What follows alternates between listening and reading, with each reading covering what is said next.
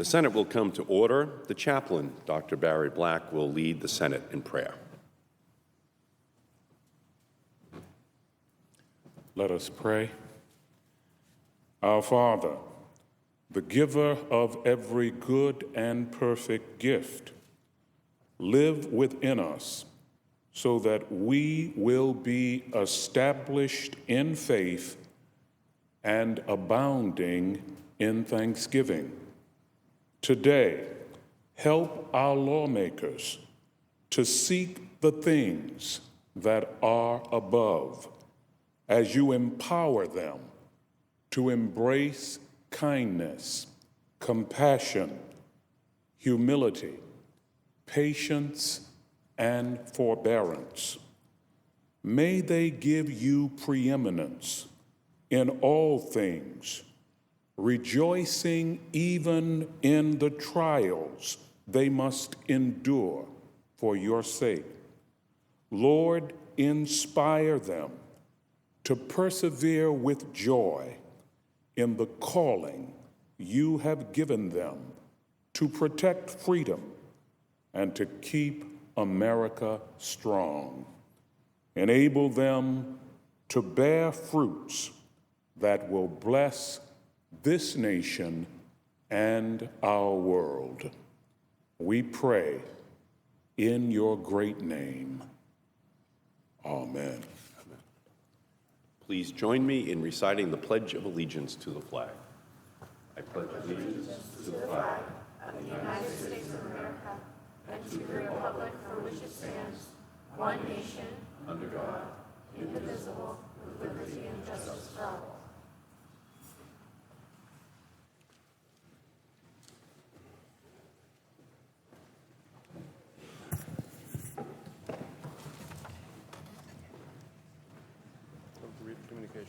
The clerk will read a communication to the Senate.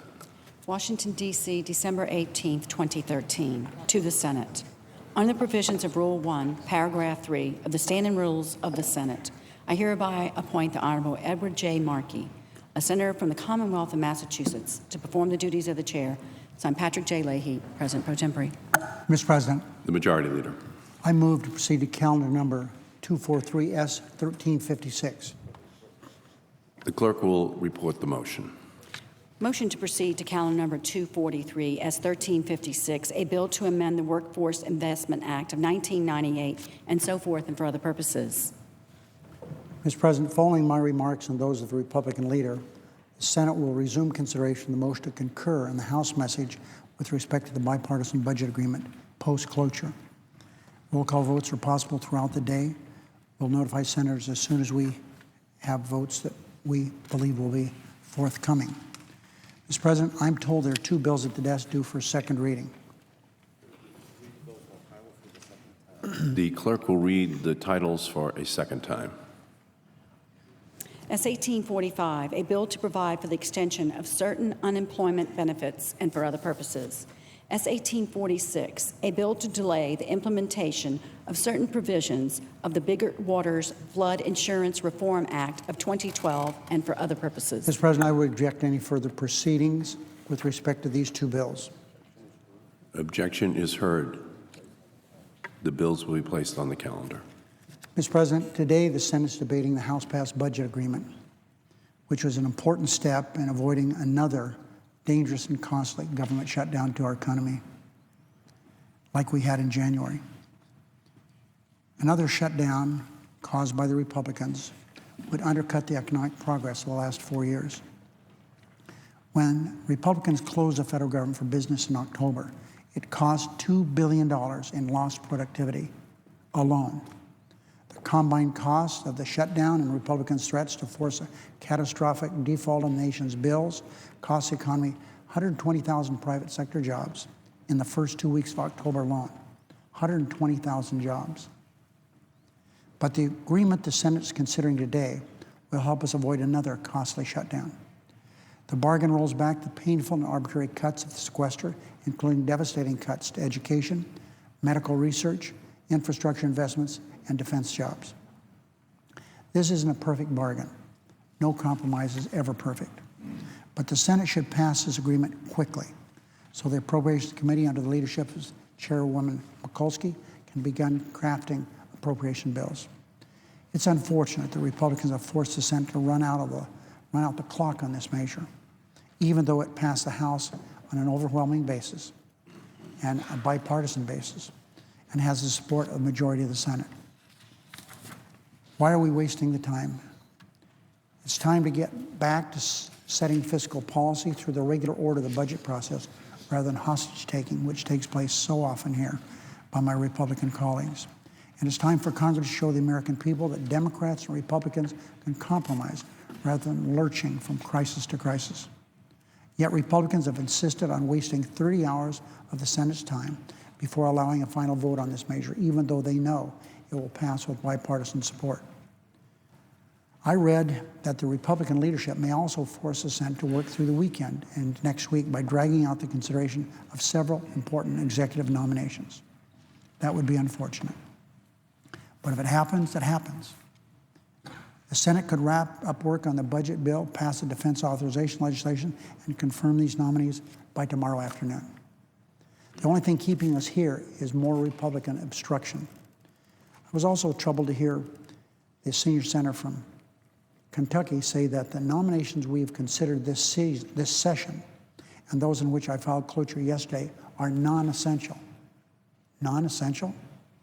How about the Secretary of the Department of Homeland Security? That's non-essential. The person assigned the task for protecting us from terrorist attacks, non-essential. I think that's wrong. Does a Republican leader consider the Secretary of the Air Force or the diplomats who run the State Department non-essential?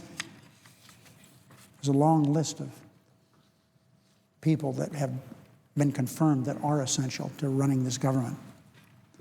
Does a Republican leader consider the judges that try criminal and civil cases in overcrowded courtrooms across the nation non-essential? We can confirm talented and dedicated individuals to all of these essential posts last week. And does a Republican leader consider the chairman of the Federal Reserve, who sets this nation's monetary policy, to be non-essential?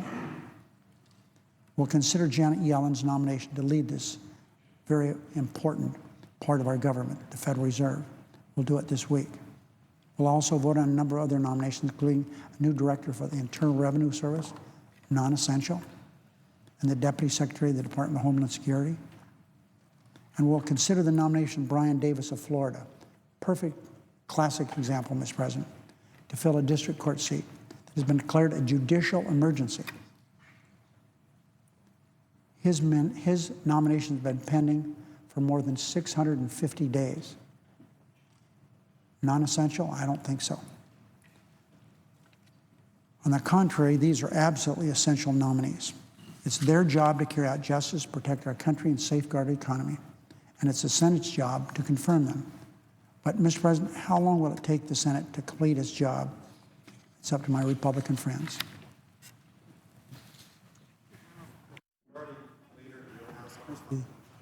Mr. President, Will the majority leader yield for a question? I would note the absence of quorum. Mr. Alexander.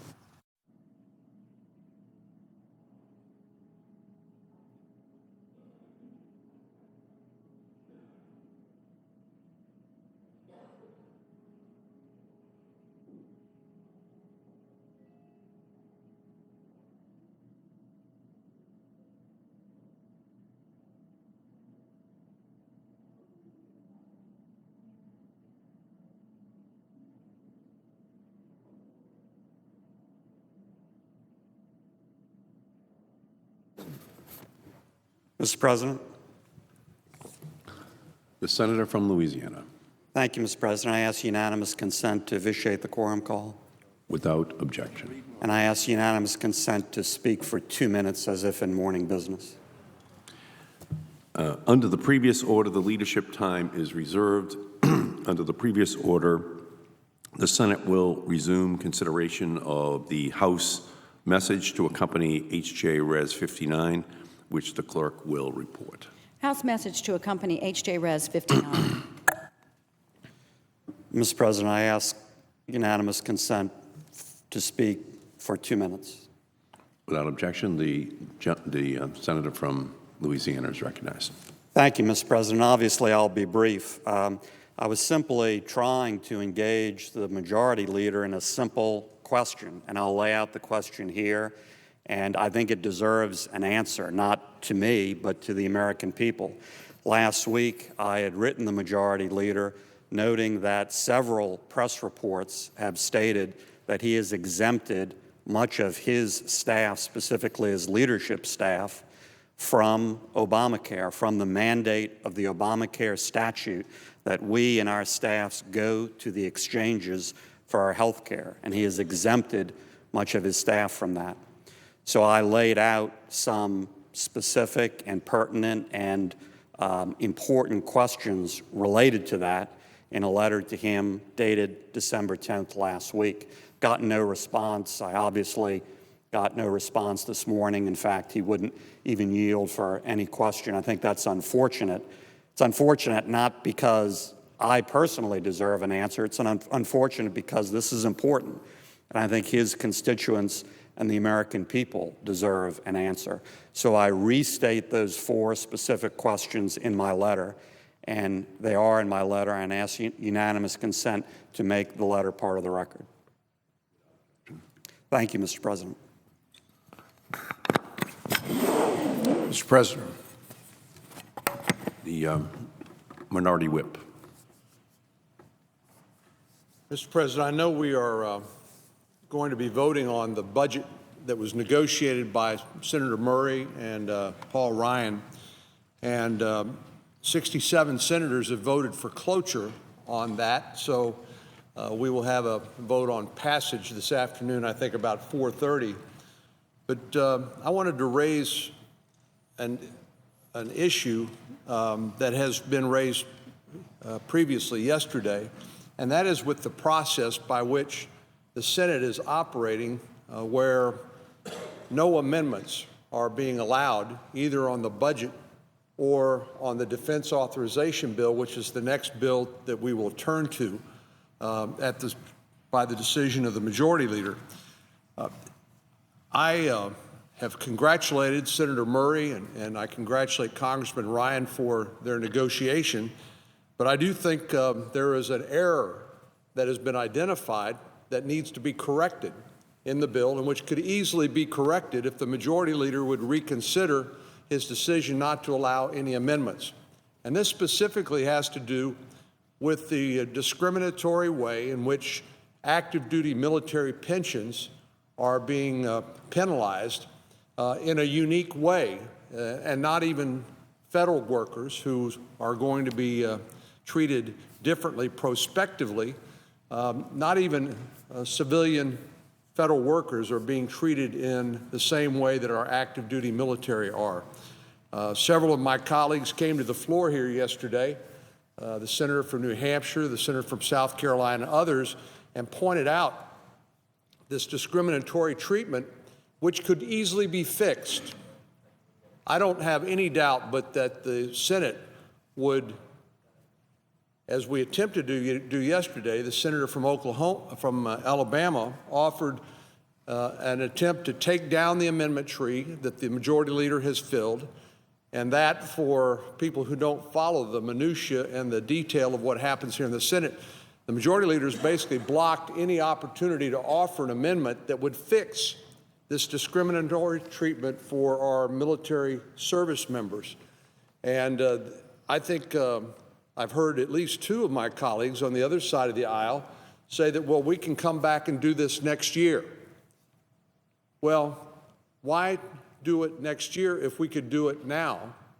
And I believe that if the Senate was given an opportunity to make this correction, I don't blame the senator from Washington and Congressman Ryan in their efforts to come up with a budget to do what they did, but I do blame us if we don't fix it now, this week, when it's within our power to do so, and it's within the power of the majority leader to allow us to vote on that and to make that happen.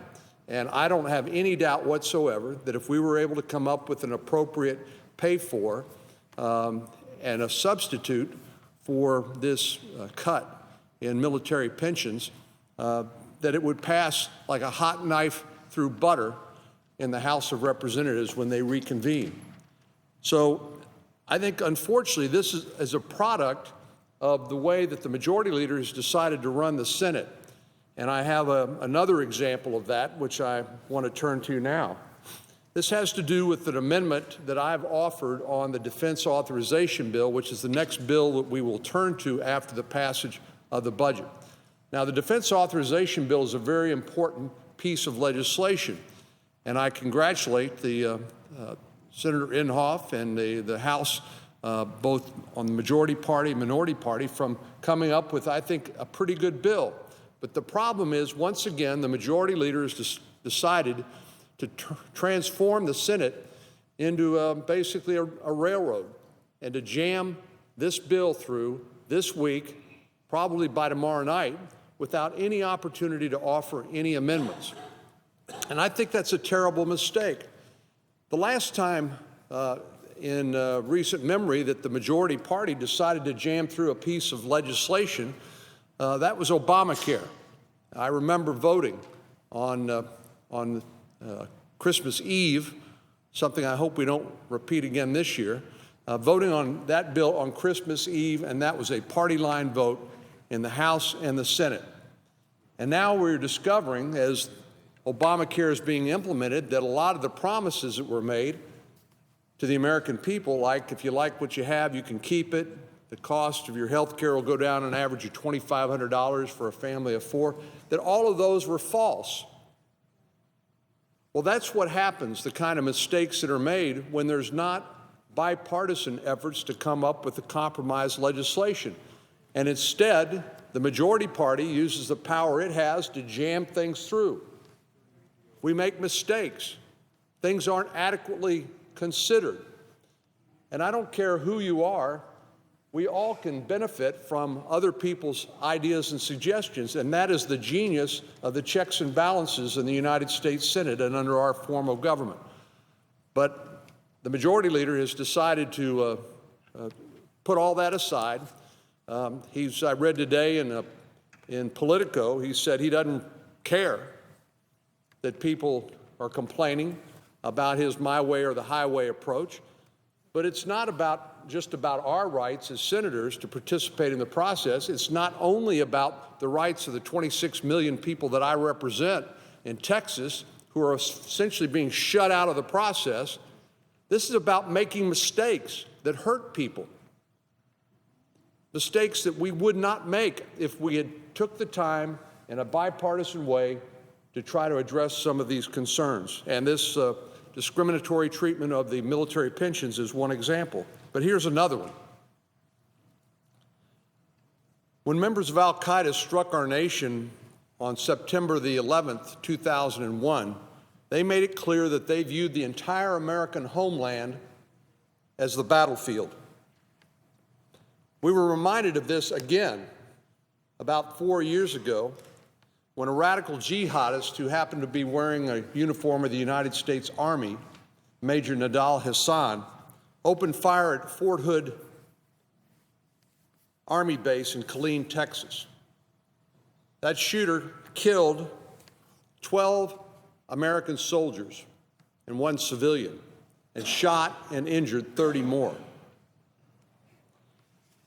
Now, this is a terrible tragedy. And I remember President Obama coming down for the memorial service where we honored the lives of these people who lost their life in this terrible attack. But no matter how you slice it, this was a terrorist attack on American soil. Not much different, except in the means by which it was carried out, than what happened on September the 11th, 2001. Prior to committing this terrible terrorist attack, the Fort Hood shooter exchanged no fewer than 20 emails with a senior al-Qaeda operative, Anwar al-Awlaki, who was subsequently killed by a U.S. drone attack in Yemen by order of the President of the United States. Now, the shooter, Major Hassan, had essentially become more and more radicalized over time, and this is a real problem with our military, that seem to have turned a blind eye, but it's also a problem with when the federal government calls this workplace violence and doesn't call it a terrorist attack, which it actually was. He opened fire in the name of global jihad in hopes of defending the Islamic Empire and supporting his Muslim brothers. That's why he asked the late Mr. Alaki if Islamic law justified, quote, killing U.S. soldiers and officers, close quote. And that's why he yelled out, Allah Akbar, before committing this massacre. If a U.S. soldier is killed in Afghanistan by an al-Qaeda-inspired terrorist alongside the Taliban, he or she will posthumously be given a Purple Heart Award, and his or her family will receive the requisite benefits that go along with losing your life in the service to your country. And yet, the United States government has chosen to discriminate against these people who lost their lives at Fort Hood 4 years ago at the hands of a terrorist who tragically happened to be a member of the uniformed military of the United States, Major Nidal Hasan, who has subsequently been convicted of these crimes. Well, even though Major Hassan saw himself as an Islamic warrior serving the cause of an officially designated terrorist organization, the United States government has chosen to treat this as something that it is not, which is an ordinary crime, or in the Orwellian use of the phrase workplace violence, it is an exercise in political correctness run amok. But the government's argument is that because the Fort Hood shooter was not acting under the direct and explicit direction of a foreign terrorist group, these victims of this terrorist attack 4 years ago are not eligible for Purple Hearts or the benefits that they deserve. Now, al-Qaeda, as we know, doesn't issue business cards or staff IDs. So sometimes it's a little bit difficult to say which terrorists are, quote, officially part of al-Qaeda and which ones are not. But the distinction is irrelevant. The war on terrorism, as we know, has evolved considerably since September the 11th, 2001. And al-Qaeda has evolved too. Whether it's in Iraq or Afghanistan or now Yemen and other places, al-Qaeda has morphed. Several months ago, the group's top leader, al-Zawahiri, urged his followers to conduct exactly the kind of terrorist attack that occurred at Fort Hood and occurred at Boston in 2013. Zawahiri said, quote, "These dispersed attacks can be carried out by one brother or a small number of brothers," close quote. Now let's imagine that a radical Islamist heard these words, contacted an al-Qaeda cleric to ask about killing Americans, and then went on to slaughter a number of U.S. soldiers. Well, it shouldn't matter where those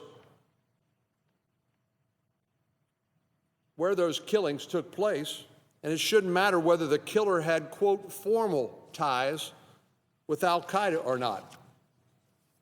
There really isn't any doubt about Hassan's ties to al-Qaeda or his being inspired by someone who the President of the United States put on a kill list for a drone because he knew they were recruiting and inspiring attacks against the American people.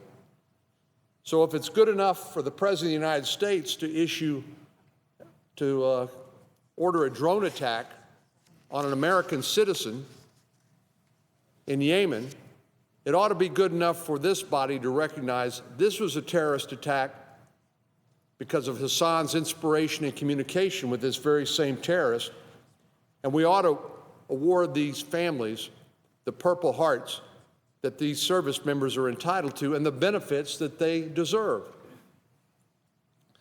Well, it's clear that these casualties at Fort Hood were part of America's struggle against al-Qaeda in the global war on terrorism. They were casualties of war that continues to rage in Afghanistan and that just recently claimed an additional 4 American lives, but also extended to places like Benghazi, Libya, where 4 Americans were killed. Whether or not the Fort Hood shooter had al-Qaeda stamped on his forehead or not is irrelevant. He was unquestionably a disciple of al-Qaeda's poisonous ideology, which has fueled death and destruction around the globe and here in our homeland. Well, as I indicated at the beginning, I've sponsored legislation that would make the Fort Hood victims eligible for the honors and benefits available to their fellow U.S. troops serving in an overseas combat zone. I've offered a modified version of that bill as an amendment to the Defense Authorization Bill, which we will take up immediately following passage of the budget legislation this afternoon. But the majority leader has refused to allow a vote on it.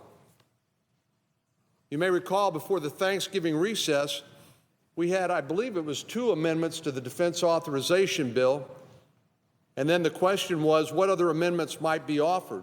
The majority leader made clear he wasn't going to allow any other amendments except of his own choosing, thus denying the minority any opportunity to help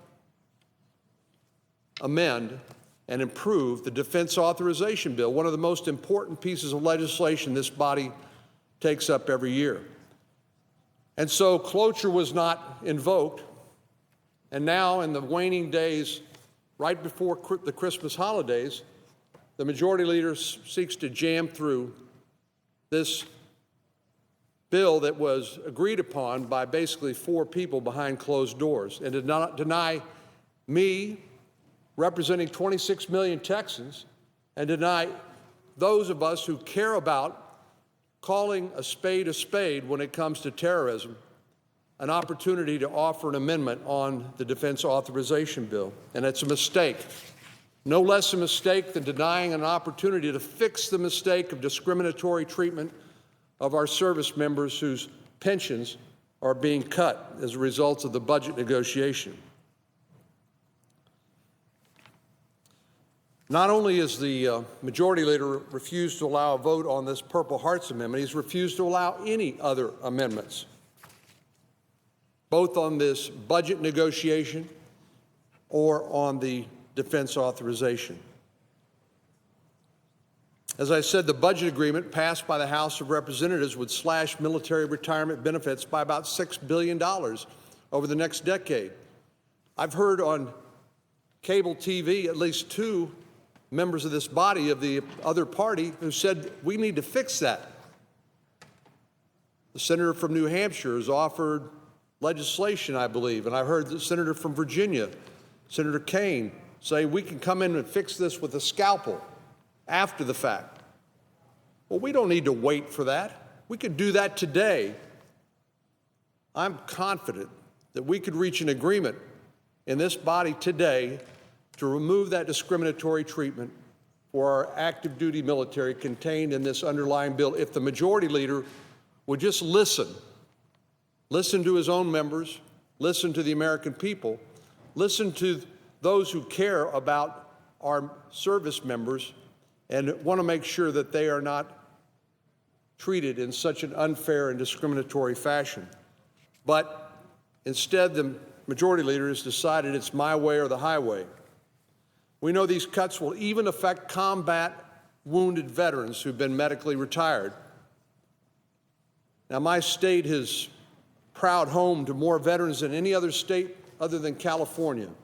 And many of my constituents are outraged that the majority leader won't even allow us to vote on this issue. And I would tell my friends across the aisle, it's going to come up again. It came up yesterday, it'll come up again. We will be reoffering these amendments to fix this discriminatory treatment as long as we're in session. and I hope members of both parties can put politics aside for 1 minute, come together and address the needs of our military families and those who have worked so hard and sacrificed so much to preserve our freedom. Madam President, I yield the floor.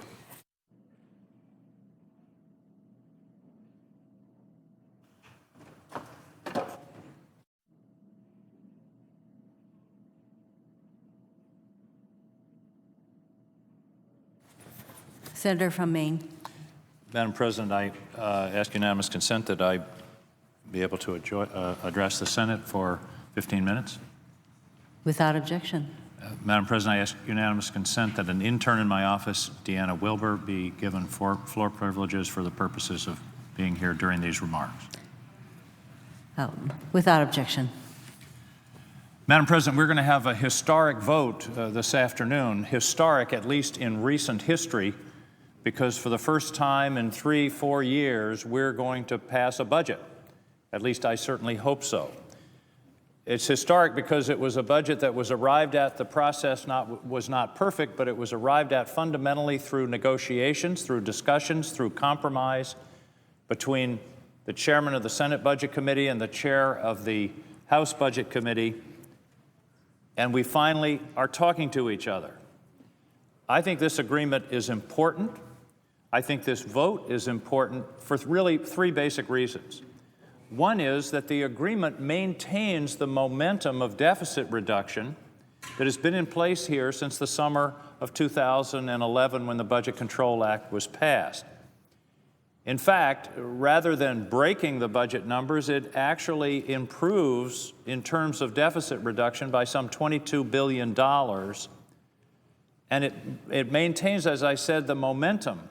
One of the points that's been lost in the discussion about the budget and the budget deficit is that the federal budget deficit has fallen faster in the last 2.5, 3 years than at any time in the past 40 or 50 years. It has fallen from almost 10% of GDP to under 4% of GDP over the past 2.5 years. That's progress. I think one of the problems we have around here often is that we don't know how to declare victory. We don't celebrate our successes. I'm not prepared to declare victory in the fight for fiscal responsibility, but I am prepared to declare progress. And I think that's what we've made when we had more than $1 trillion deficits that have been cut more than in half. So the first reason I think this bill should be supported is that it is not a budget buster by any means. It is instead a continuation of the momentum toward rational fiscal policies that we have been on, and I think it's something that we should continue. Number 2, this budget bill, will finally get us out of the business of governing by crisis, of lurching from crisis and threats of shutdown and continuing resolutions, year to year, month to month, quarter to quarter. It will provide some certainty to the Congress, to the government, and to the country about what the budget numbers are going to be. I think it's important that people realize exactly what it is we're voting on today. Essentially, it's one number. It's what's called a top-line number. This is not the budget that embodies all the detailed decisions about where those dollars go. Those decisions will be made by the 2 appropriations committees of the 2 houses between now and the middle of January. But by providing a number, those committees now know what their targets are. They know what their limits are. They know what they have to work with, and it will enable them to make the kind of decisions of priorities and spending that we should have been making all along. But by governing by continuing resolution, essentially what we're doing is using last year's priorities and the year before and the year before that. And then, of course, the sequester on top of a continuing resolution is really a double budgetary whammy, because the sequester is a cut. That's difficult enough to deal with, but it's a cut that was designed to be stupid, and it succeeded. It was designed to be so unacceptable that the Congress would feel that they had to find an alternative. Unfortunately, this past March, that didn't happen. So the sequester went into place, which was across-the-board cuts by account So within the military, within the Pentagon, within the Navy, within the FAA, within the Department of Transportation, each account had to be cut. Some accounts probably could use some cutting, and other accounts desperately needed the funding that was made available. So this bill relieves that irrationality of the sequester while maintaining the sequester's downward pressure on spending. And finally, and I think most importantly, what this bill that we'll be voting on this afternoon will do is demonstrate to the country that we can do our job. I was talking to people in Maine yesterday, and they said, well, why should you be puffing up your chest and pounding your chest about just doing what you ought to be doing all along? And I couldn't really argue with that, except that we haven't been doing it. We haven't been doing our job. And the fact that we're now at least inching toward doing it in the manner that we're supposed to is progress. At least it's progress in recent history. And I think that's one of the most important parts of this bill, and I think that's the signal that it sends to the country that we can, in fact, talk to each other. We can, in fact, compromise. We can, in fact, make arrangements, financial and fiscal arrangements around here that make sense, that are rational, that are prioritized, and we can do our jobs. When I was in Maine last weekend, the most common comment that I got was, why can't those people down there talk to each other? Why can't they work things out? We do that in our town meetings, we do that in our businesses, we do that in our families. Why can't they? Well, in this case, they have. It wasn't a perfect process, but at least it involved bipartisan, bicameral negotiation that gets us to the point where we have a budget that we can vote on today. Do I like it? I don't like every piece of it. I don't like the pension hit that the senator from Texas just described. That wouldn't have been in my proposal. In fact, I made a proposal at the budget conference that was quite different from this one. It wasn't accepted. That's how this place works. My favorite philosopher, Mick Jagger, said you can't always get what you want. But if you try sometimes, you just might find you get what you need. And what we need right now is a budget, is something that we can work from that gives us some certainty. And I believe that we can fix this pension program. In fact, I've joined with Senator Shaheen of New Hampshire on a bill that would replace the cuts to the military pension with some dealing with some offshore tax benefits that I think is a much more sensible way to fill that $6 billion gap. And we can do that because the pension proposal doesn't take effect for 2 years, till December of 2015. So we can fix that, but we've got to get this budget passed now. Why can't they talk? They have talked, and I think that's important. Now I want to turn to a slightly different topic, but it is related to the budget. In 1997, the Congress passed something called the Sustainable Growth Rate, which was designed to control reimbursement rate for physicians and providers under Medicare. The problem is it's turned into a monster that reduces physician fees to the point where they won't serve Medicare patients unless it's fixed. And each year, since 2002, we have fixed it year by year, but it's always temporary. It's always a patch. In fact, it's gotten its own name in the lexicon of Washington, the doc fix. And it's something that we have to do. Everybody knows we have to do. But why not fix it for good? The Congressional Budget Office tells us if we fixed it once and for all, it would cost $116 billion over the next 10 years. Now that sounds like a big number, but it happens that there's a place we can go to get that money that I think fits with it very well. In 1990, under President George H.W. Bush, the Medicaid drug program was created, and because the government was buying drugs under Medicaid in very large quantities, they sought a volume discount from the pharmaceutical companies. Perfectly rational. Any of us ask for a volume discount if we're buying in large quantities, and indeed, Medicaid-eligible beneficiaries had discounts or rebates on their drugs from 1990 to 2006. In 2006, Part D of Medicare was passed, which provided a drug benefit to Medicare recipients, but one of the wackiest parts of that bill said that the government can no longer negotiate for volume discounts. Now, I hear a lot of discussion around here about private enterprise and business, and we should run the government like a business. No rational business would buy any product, cars, gasoline, drugs, or anything else in enormous quantities and not seek and gain from the sellers some kind of volume discount. Senator Rockefeller has introduced S-740, which essentially says, let's return Medicaid beneficiaries, not all Medicare beneficiaries, but Medicaid recipients to the status of prior to 2006, where they will get applied to their drug purchases, or the government actually gets, the same kind of rebates that they got for the 16 years from 1990 to 2006. What will this produce? $140 billion over the next 10 years. It will not cut expenses to recipients. It will only save the government money. It just seems to me that this is a sensible way to fix the doc fix once and for all, and to do something that makes sense for the taxpayers, which is acquire for them volume discounts, volume rebates that are available today for other Medicaid recipients who aren't under Medicare and for the VA, and it just puts them on the same status. These so-called dual eligibles, people who are eligible for Medicaid and Medicare.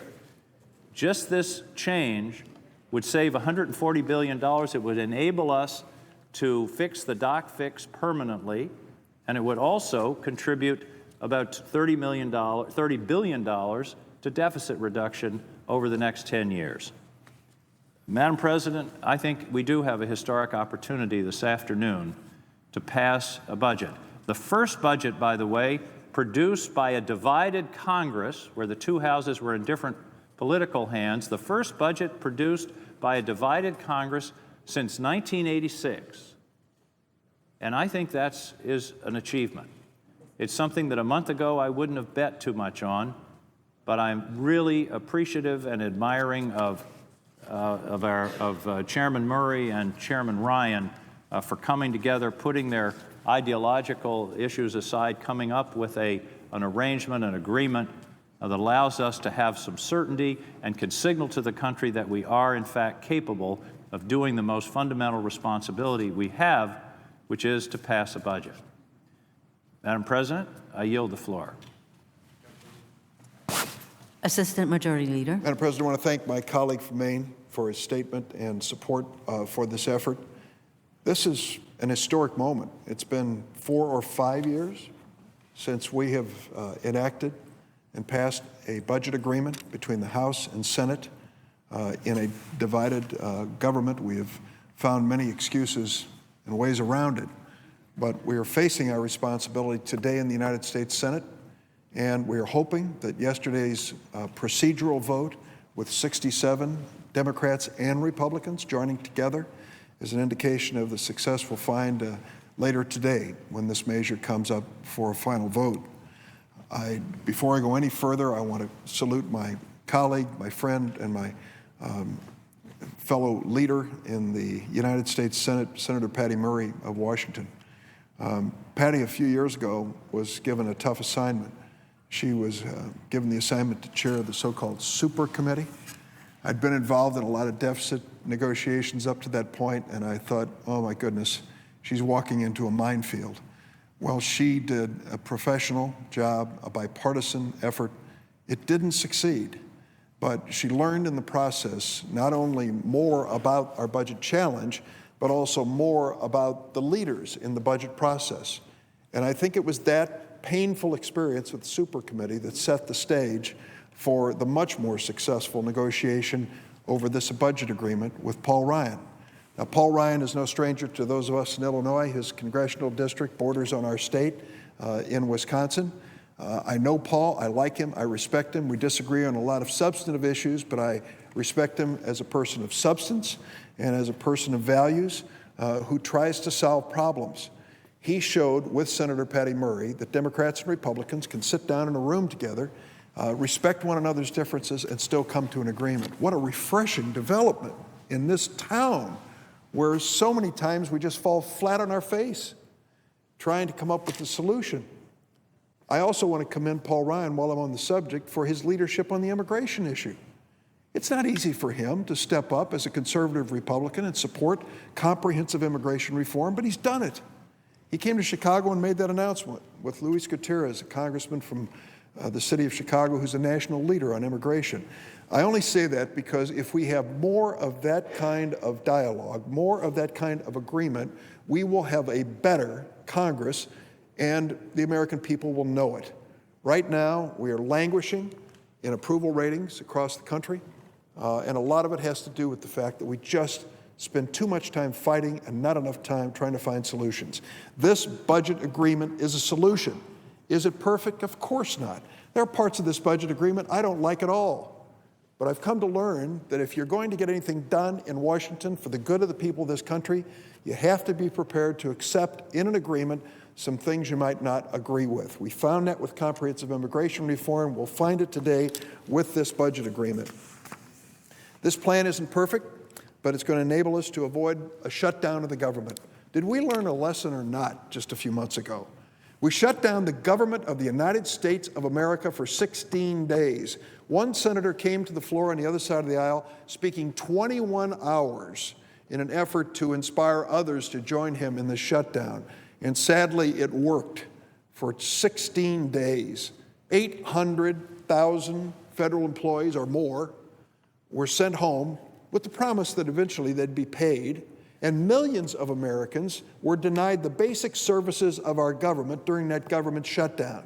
Well, we managed to emerge from that with the promise that we would fund our government with a continuing resolution until the middle of January. But then the burden fell on Patty Murray and Paul Ryan and the members of that conference committee to come up with a solution, and they did, and that's what's before us today. Those who are voting no on that don't have an alternative. They really don't have a plan. They're just angry or upset or basically opposed, but they don't have an alternative. And if it means that they would want another government shutdown, well, so be it. But thank goodness, an overwhelming bipartisan majority in the House of Representatives voted for this plan.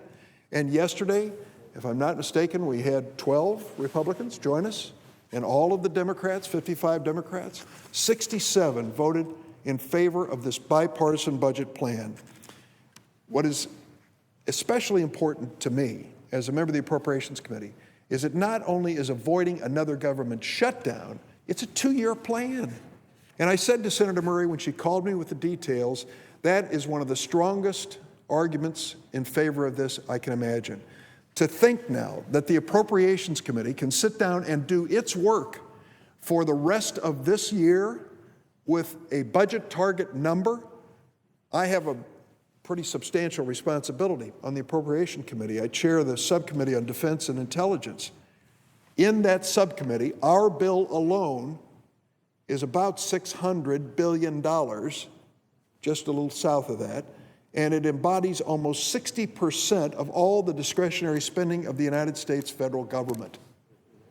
We're going to get a chance now, and I've already sat down with Congressman Frelinghuysen of New Jersey, who chairs the same subcommittee in the House, to work out a bipartisan appropriation bill for the defense of America. Is there anything more important than our national security? We have to start there. And we're going to be able to do it now in a thoughtful way because of this budget number. Those who are voting no would cast us again into the darkness. A continuing resolution. For those who are on the outside looking in, a continuing resolution is like saying to a family, listen, next year we're going to give you the checkbook ledger from last year, keep writing the same checks for the same amount, and we're sure everything will work out. Well, it doesn't. Instead, because of this budget agreement, we can start looking at ways to save money that will not harm our men and women in uniform and will keep America strong and create a national defense. We're going to also work in this bill to start to repair America's fraying social safety net. In other words, protecting the most vulnerable in America, because this agreement stands for the premise that we are going to treat defense and non-defense spending and cuts equally. That was an agreement we started. It's one that they've honored with this. We've made real progress in the last 4 years to cut our federal deficit in half. The president inherited an economic mess. He has put this ship of state sailing forward with deficit reduction. We're going to cut the deficit even further under this bipartisan budget plan, but in a much more thoughtful way. I'm going to be voting yes for the budget, and I urge my colleagues to do the same. I see that the Republican leader is on the floor, and I know he has a very busy schedule, so I'm not going to give the rest of my speech as promised. But I do want to say leave with one closing thought. There is another deficit in America beyond our budget deficit that is even more dangerous to America's future, and that's the rapidly deteriorating situation that many working families are facing. We have an opportunity deficit in America. President Obama called this opportunity deficit the defining challenge of our time, and he is right. We are starting to lose our balance between personal wealth and our commonwealth. I don't begrudge anyone wealth and success in America. We celebrate it. But we also believe in fairness. We believe in the dignity of work. We believe that if you work hard and follow the rules, you ought to be able to provide for your family with the basics of life and with the dream of an even better life for the next generation. After we pass this budget, after we get our appropriation bills underway, we are going to come forward, and I hope in a bipartisan manner, address some of the pillars of income equality in America.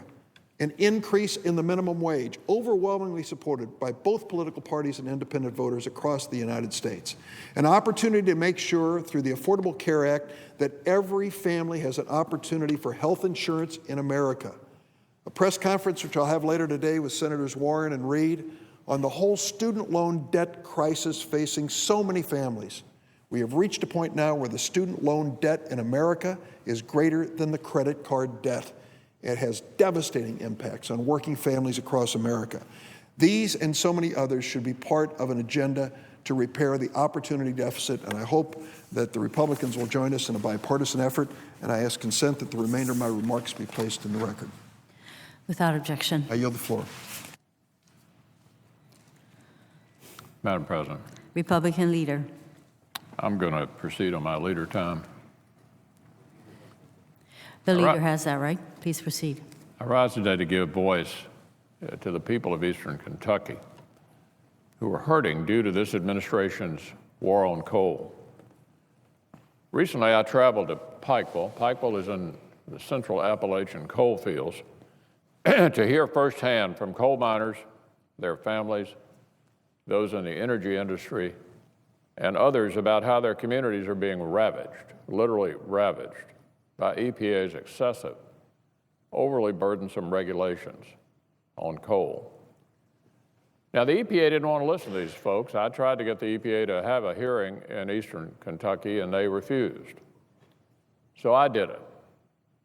I held this listening session to put a human face on the suffering that is being felt in Appalachia due in large part to this administration's war on coal. And so I want to share with my colleagues just a little bit of what I heard in that listening session down in Pikeville a few days ago. This is a picture of Howard Abshire right here. Howard Abshire. He's a former production foreman and a fourth-generation coal miner. Howard Abshire. In the audience during his testimony was his son, right behind him right here, Griffin. He's a fifth-generation coal miner. What the father and son have in common is they're both out of work. Both the father and the son are two of over 5,000 Kentuckians who've lost their jobs in the war on coal. Two of the casualties of the president's war on coal, Howard and Griffin, out of work. Now, Howard is holding up a piece of coal right here in his left hand. Coal mining is what the EPA wants to stamp out. But coal is also the powerful substance that powers our homes, provides light and heat, and fuels the commerce of goods and services worldwide. This is coal, he said. This is coal, he said. This keeps the lights on. Howard is only one of many coal miners laid off for lack of coal mining work. This is what he said. Look in our schools, look in our nursing homes, look in our pharmacies. Howard said, we're hurting. We're hurting. We need help, he said, but we don't want to be bailed out. Howard said, we don't want to be bailed out. We want to work. Howard doesn't want to be bailed out. He wants to work. Now, seated next to Howard is Jimmy Rose, right here.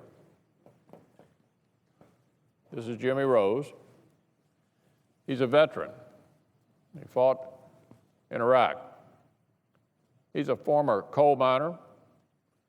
Jimmy was perhaps the most famous attendee at the listening session because he brought attention to the war on coal to a national television audience on America's Got Talent. Jimmy's a songwriter and a singer. His song, Coal Keeps the Lights On. Coal Keeps the Lights On. That was his song that he used in his competition in America's Got Talent. And it spoke directly to the hardship in his community caused largely by the war on coal. This is Jimmy Rose right here, and here's what he had to say. It's in our heritage, he said, it's in our blood. Addressing the Obama administration, Jimmy said, look at what you're doing, who you're affecting. Coal mining, Jimmy said, is a way of life, just like I say in the song. Don't kill our way of life. I hope one day I can always say coal kept the lights on. I also heard from Monty Boyd, the owner of Wayne Supply Company and Walker Machinery, a mining and construction equipment distributor that serves Kentucky, Indiana, West Virginia, and Ohio. The company employs 1,900 people and operates 25 stores. Wayne Supply this year celebrated 100 years of operations, yet, this is what Monty had to say. At a time when I should be excited about our future, I am full of concern and uncertainty because our future outlook is bleak, due to the regulatory ambush of the coal industry by the EPA. He went on to say, coal in Kentucky is more than just mining. It is the driving force that keeps our energy rates affordable, keeps our manufacturing sector competitive, and is the economic lifeblood of Eastern Kentucky.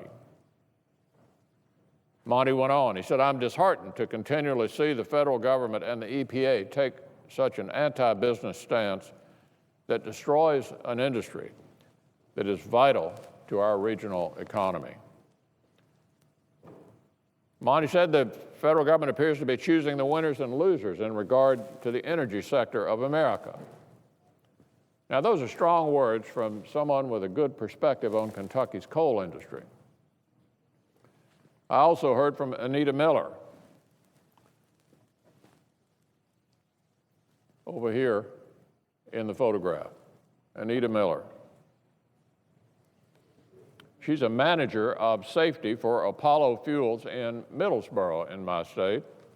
She's worked in the industry for more than 15 years. And here's what Anita had to say. My son walked earlier than my daughter. Every time she would try to stand up, he would either knock her down or put his hand on her head so she couldn't stand. She said, this is what's happening to our coal industry. Anita went on to say, every time we try to stand up for ourselves, someone either knocks or holds us down. You can't really buy anything or make plans for the future because you don't know what the future holds. My wish is that the people who are trying so hard to destroy the coal industry would just stop for a minute and think about the hot showers they take, the lights they turn on, and that first hot cup of coffee in the morning, and remember that it came from electricity powered by coal. I couldn't agree more with what Anita says. It is apparently too easy for EPA bureaucrats and the Obama administration to make decisions that have a huge impact on the people of Eastern Kentucky. They don't think about the consequences. And I might add, without bothering to meet face-to-face with the people they hurt. The EPA scheduled listening sessions for its new regulations only, Madam President, in cities far, far away from coal country, both geographically and philosophically. Cities including New York, Boston, Seattle, and San Francisco. They held 11 listening sessions in all, but the closest one to Eastern Kentucky was in Atlanta, requiring Kentuckians to make a 14-hour round-trip drive simply to attend. So it's pretty clear from the location of all these listening sessions, the EPA did not want any real input. That's why I convened the listening session in Pikeville that resulted in the powerful testimony I've shared with my colleagues today.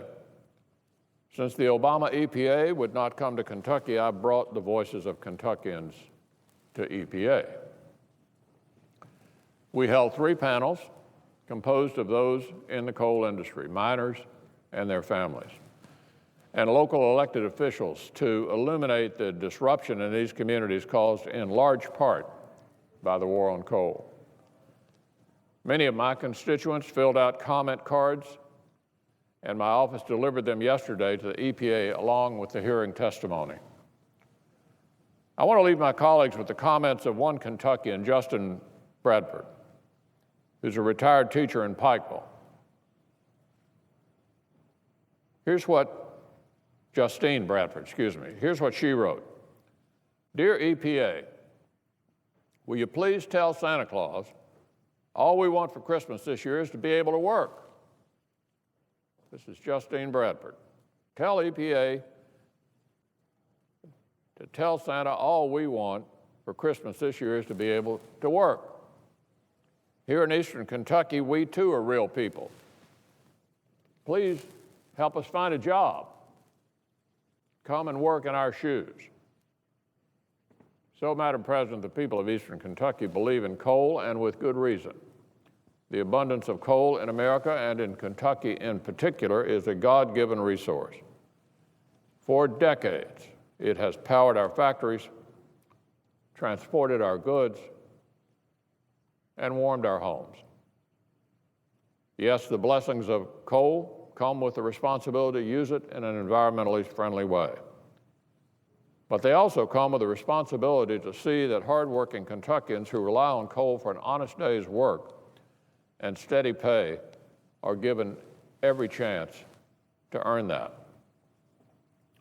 And they come with the right of all Americans to take full advantage of this God-given domestic resource to produce clean, cheap, and safe energy. These things have been true for many decades. There's no reason they shouldn't still hold true now. Eastern Kentucky must look for some economic opportunities beyond coal, and I support that. And I know the people of the region can accomplish great things. It's vital that we consider Eastern Kentucky's future. But let me make this point. It is equally vital that we not give up on Eastern Kentucky's present. As we consider Eastern Kentucky's future, it is important that we not give up on Eastern Kentucky's present. And coal is the key to the present in Eastern Kentucky. So the Obama EPA has the testimony I heard in Pikeville. Whether they wanted it or not, they've got it. Eastern Kentucky is going to continue to push back in this war on coal. The war isn't over yet, not by a long shot. This president will be gone in 3 years, and the coal will still be in the ground. The people of the region are resilient, and they will keep fighting.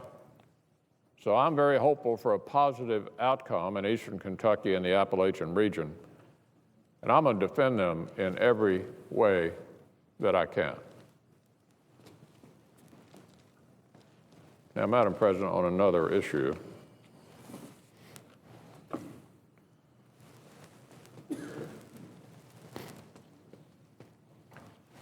The National Defense Authorization Act is one of the essential pieces of legislation the Senate considers every year.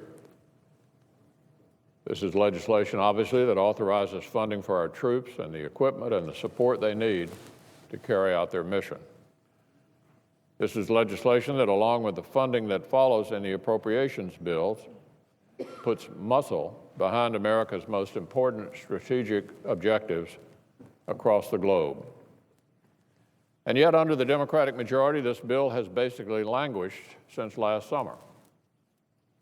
About 6 months. 6 months have lapsed since the Armed Services Committee first reported the bill out of committee.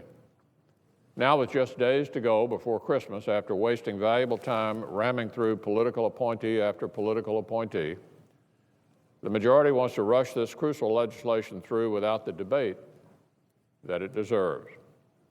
They want to push it through the Senate without even giving the minority the ability to offer more than a single amendment, just one. Just to give you some perspective, 381 amendments were proposed to this bill last year. We agreed on 142 of them.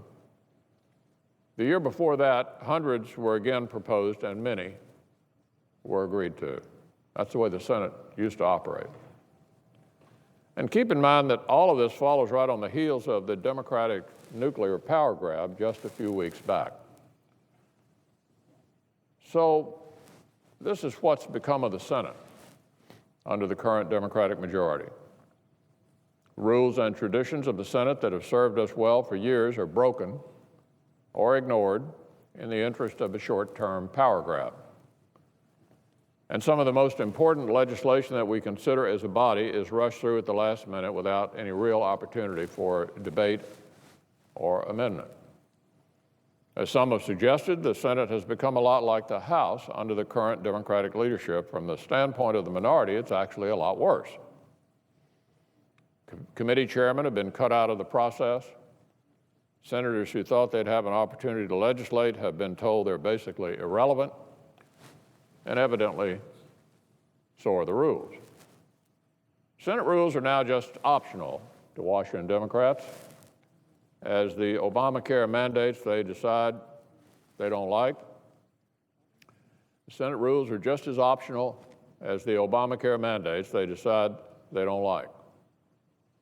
All of which obviously makes a mockery of our institutions and our laws. And all of which suggests that this is a majority that has zero confidence in its own ideas. This is a majority that can't allow the minority to have a meaningful say when it comes to nominees. This is a majority that won't allow members to offer amendments when it counts. Why? Well, because of a fear that the minority might actually win the argument and carry the day. And that's exactly what we're seeing with the NDAA. Now, the majority leader won't allow a robust amendment process because he can't stomach a vote on Iran sanctions. He knows the administration would lose that vote decisively. And he knows that many members of his own caucus would vote alongside Republicans to strengthen those sanctions.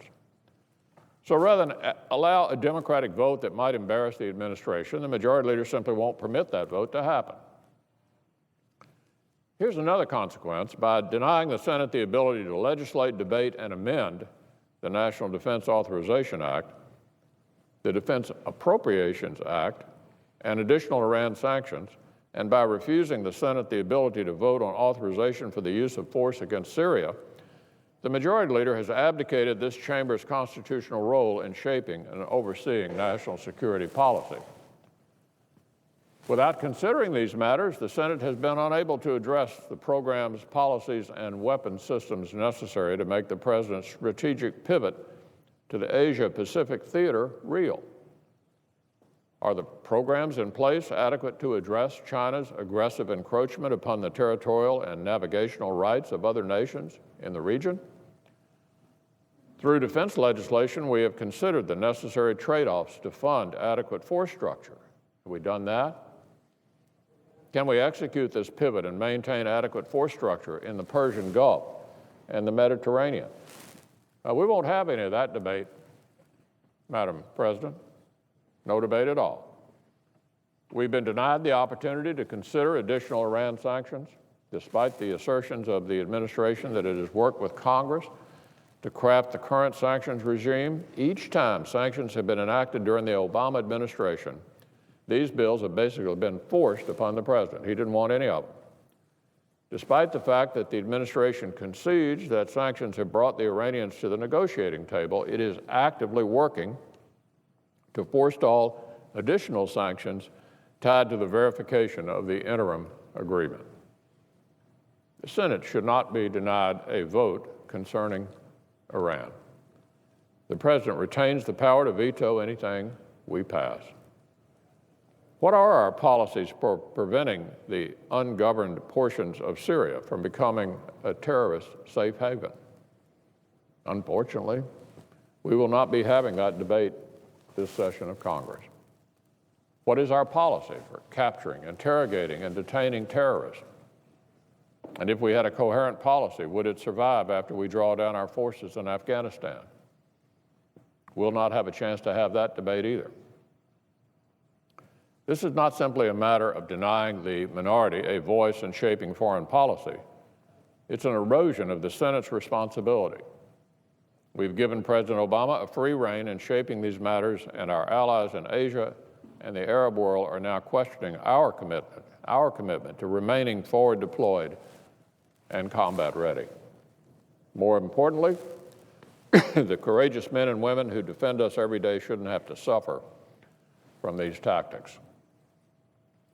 Still, despite the egregious abuses we're seeing here of the legislative process, the underlying bill is an important bill. It contains the authorization needed for key military construction projects on our military bases, for multi-year procurement that's more efficient, that actually saves taxpayers money, and for the combat pay and special pay our troops deserve. It also, fortunately, extends the prohibition on bringing Guantanamo Bay prisoners into the United States, a provision that I and many other Americans strongly support.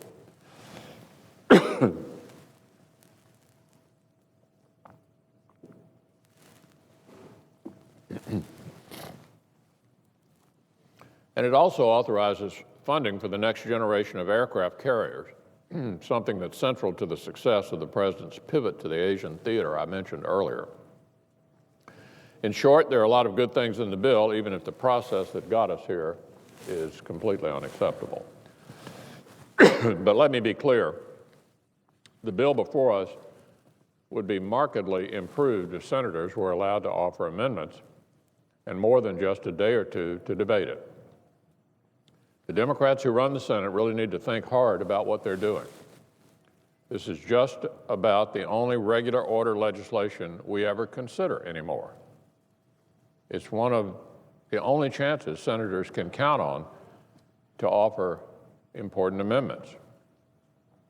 And now the Senate Democratic majority is even trying to shut that down too. We don't even do defense authorization anymore open to amendments.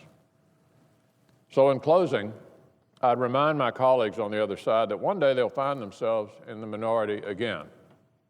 You never know how soon that might occur. And they should think long and hard about what they're doing to this institution, because the Senate is bigger than any one party or presidential administration. Madam President, I yield the floor. Madam President. Senator from Rhode Island. Thank you, Madam President. I rise today with my colleagues, Senator Blunt, Senator Blumenthal, and soon to be joining us, Senator Graham, to speak about our Cybersecurity Public Awareness Act of 2013. It is now broadly accepted in this body that the cyber threat posed by criminals, foreign intelligence and military services, and even terrorists is enormous and unrelenting.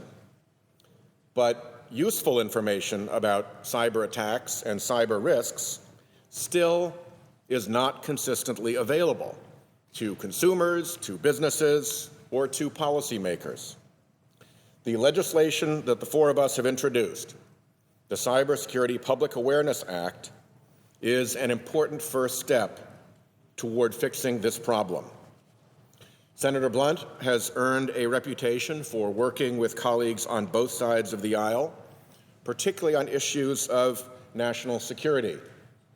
I was very glad to have the opportunity to work with him last year as part of a bipartisan group of senators seeking a sensible middle ground on cybersecurity legislation. He has brought his keen understanding of national security issues to bear on this important problem, as well as his expertise on public and private collaboration. So I thank the good senator from Missouri for the opportunity to work together with him. Likewise, Senator Graham, as my colleagues know, has a long track record of bipartisan legislative accomplishments and a passion for issues of national security. On our Judiciary Subcommittee on Crime and Terrorism, where together we are the chair and ranking member, Senator Graham has been a worthy partner in our work to improve America's cyber readiness, including our readiness against economic espionage and trade secret theft. I thank Senator Graham for his continuing leadership and partnership as we introduce this bill to improve public awareness of the cyber threats facing our country. And I'm pleased also to be joined by my colleague, Senator Blumenthal. We were attorneys general together. We serve on the Judiciary Committee together. We are Northeasterners together. And I know that he brings to this chamber a deep understanding of the tools at the disposal of law enforcement, as well as the challenges of adapting to a swiftly evolving threat.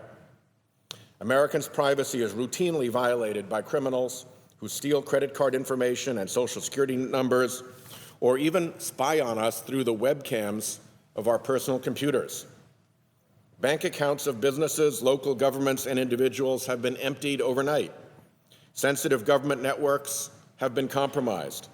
The networks that run our critical infrastructure, the basics that we depend on for heat, for communications, for commerce, have been compromised,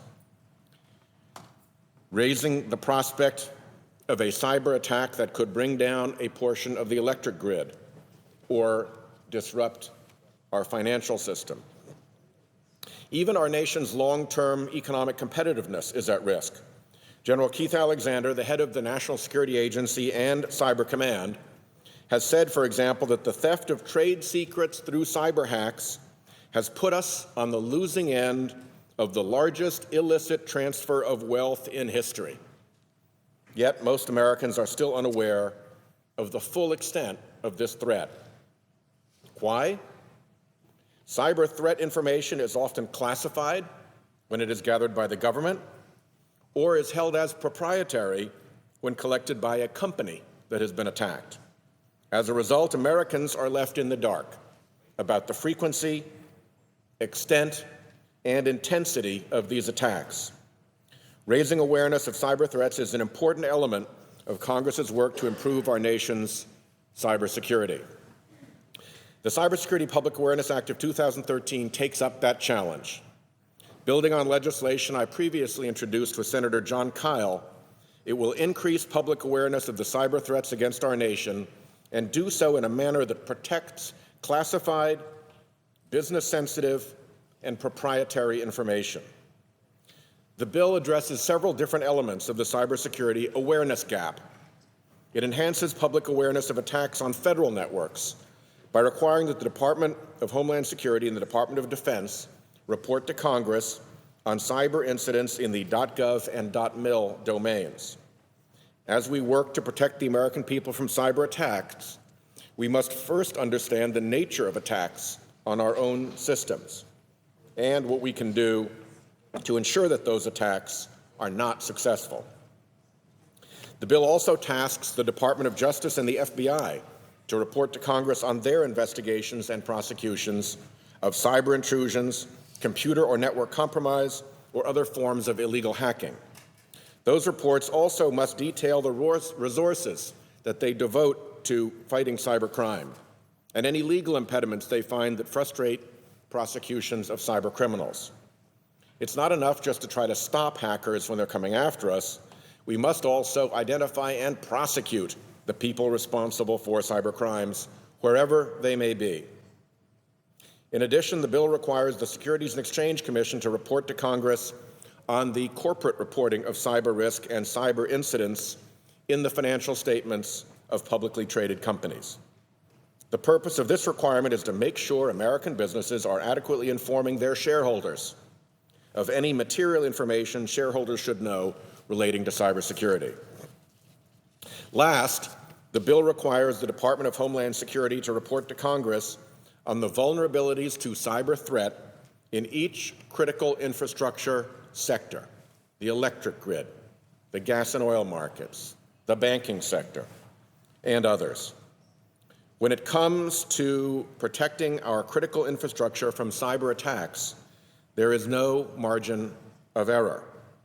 Failure in this area could mean a blackout in a major American city or a serious disruption of the banking system upon which our economy depends. That is why we must fully understand the threats to these sectors and what we can do to stop them. These are ways in which the Cybersecurity Public Awareness Act will help to better inform the American people about the nature of the cyber threats we face and help us in Congress make the informed decisions about how to better protect against these threats. We have more work to do to improve our nation's cybersecurity, but a key first step is to ensure that members of the public, businesses, shareholders, policymakers, and other cybersecurity stakeholders have an appropriate awareness of cyber vulnerabilities, threats, and opportunities. I look forward to working with Senator Blunt, with Senator Graham, and with Senator Blumenthal to get this bill passed into law, and I thank them each for their helpful cooperation and their insight. And I yield the floor. Madam President, Senator from Missouri. I want to follow up on what Senator Whitehouse has been talking about. Certainly last year, he and I tried to find the middle ground on this issue where members of the Senate and the House would be willing to move forward together to try to deal with it. I think it's largely the potential damage and the potential danger of what the cyber threat means are both unknown, and if you do know about it, you don't quite understand what we could do about it or should do about it. And so we're coming together here again with Senator Blumenthal and Senator Graham to try to do what we can to have more information available as we move forward. There's no question that cyber breaches are serious. There's no question that they're a growing threat to our country's security. In my view, there's no question that it's our greatest vulnerability and a threat that we might not see coming if we don't do the right things, particularly as it might relate to the critical infrastructure outside of what the government monitors. Cyber attacks by criminals, by foreign intelligence, by military service, by terrorists have increased in frequency, have increased in what we see as the sophistication of those attacks, and these are very dangerous things for our country. They're certainly potentially dangerous in terms of the financial structure, the critical infrastructure, the ability to defend the country, and they've already resulted in billions of dollars of lost intellectual property. Millions of Americans have had their identities stolen, increased vulnerability to our critical infrastructure that's now so dependent on the cyber network for it to function. And of course, what happens if that infrastructure, whether it's the transportation infrastructure or the energy infrastructure, the utility infrastructure, are compromised, and we don't know where that attack is coming from or how to meet it or how to prevent it. That's what we're trying to talk about in this legislation and trying to deal with. As early as 2007, cyber intrusions into United States government agencies and departments resulted in the loss of data that would be equal to everything across the street in the Library of Congress. walk through the Library of Congress, look at everything there. We've lost that much government data since 2007. At the same time, really reliable information about cyber attacks, about cyber risk, remain largely unavailable. Unavailable to consumers, unavailable to businesses, unavailable to policymakers. Threat information affecting, as my friend from Rhode Island said, .gov and .mil, the military side of what we do in the government, the non-military side of what we do in the government is largely classified. So we just frankly don't have much information about what they're doing every day, what they're fighting back every day, what the increased threat may be. And there are other entities that people are more familiar with, .com, .net, .org domains that frankly withhold information from the public because they don't want to needlessly concern their customers about using what's available or in some cases impact stockholders if stockholders knew how vulnerable a particular network might be. So I'm glad that we're working together to try to make this legislation, this Cybersecurity Public Awareness Act of 2013, just that. The two key words here are public awareness. We've looked at this long and hard to figure out where is the path that we can move forward, not just to introduce a piece of legislation, but a piece of legislation that our colleagues would respond to, a piece of legislation that our colleagues would look at and say, well, of course we need to know more than we know now about this, and through us, the people we work for need to know more. This gives us a greater understanding of the number of threats and the tools available to repeal those threats without needlessly compromising any of those tools that would be available to repel threats. This bill works to provide public awareness of the danger of cyber attacks in our government and private sector networks. It does that by instituting new reporting requirements for federal agencies charged with monitoring and responding to cyber threats.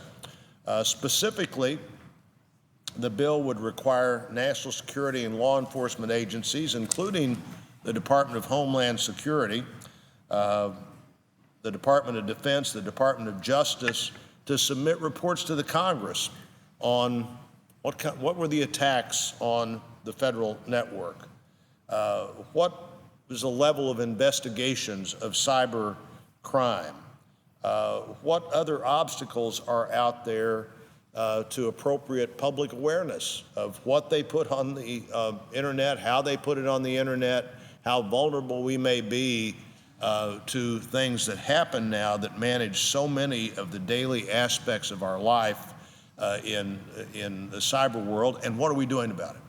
What are the cybersecurity threats, and to create an understanding that there is a way to respond, there's a way to share information, there's a way to make this work better. This bill will also include and does include provisions to enhance awareness of threats against our critical infrastructure.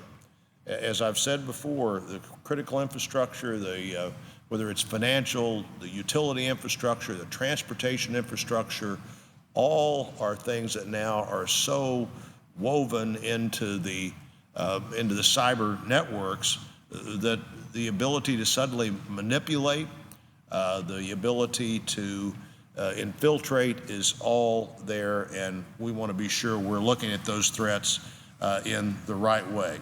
It's clearly complex. There's somebody out there right now thinking about things that we wouldn't want them to think about as to how they can manipulate and use these networks in dangerous ways. It's complex, it's critical to our national security challenges. Our response can't and shouldn't be to break down on partisan lines. It shouldn't be a response that we decide we can't do anything because we can't figure out how to work together. And so, again, I'm pleased to be working with my colleagues on this. Both Senator Blumenthal and Senator Whitehouse have the background of being the attorney generals of their state, of understanding the importance of both honoring the law and enforcing the law and protecting us in this new area of vulnerability. We can't prevent cyber security threats, but we can respond to those threats. However, we can't really respond to those threats, in my view, and I think the view of everyone who's going to be speaking about this today, without public support. Having more information will make a difference. Understanding how big this problem is will make a difference. Working together to try to solve it is absolutely essential. I believe it is our greatest vulnerability as a society. It's a vulnerability that will increase over time or decrease over time, and that largely is up to how we deal with it. And so, again, I'm glad to join my colleagues and look forward to hearing what Senator Blumenthal has to say about this, and appreciate the important background that he brings to this debate. And I would yield. Madam President. Senator from Connecticut. Thank you, Madam President. I'm really pleased and honored to join my colleagues this morning, Senators Blunt and Whitehouse, and shortly Senator Graham, because they've really been leaders on issues involving national security and defense, and particularly in the intelligence and cyber area.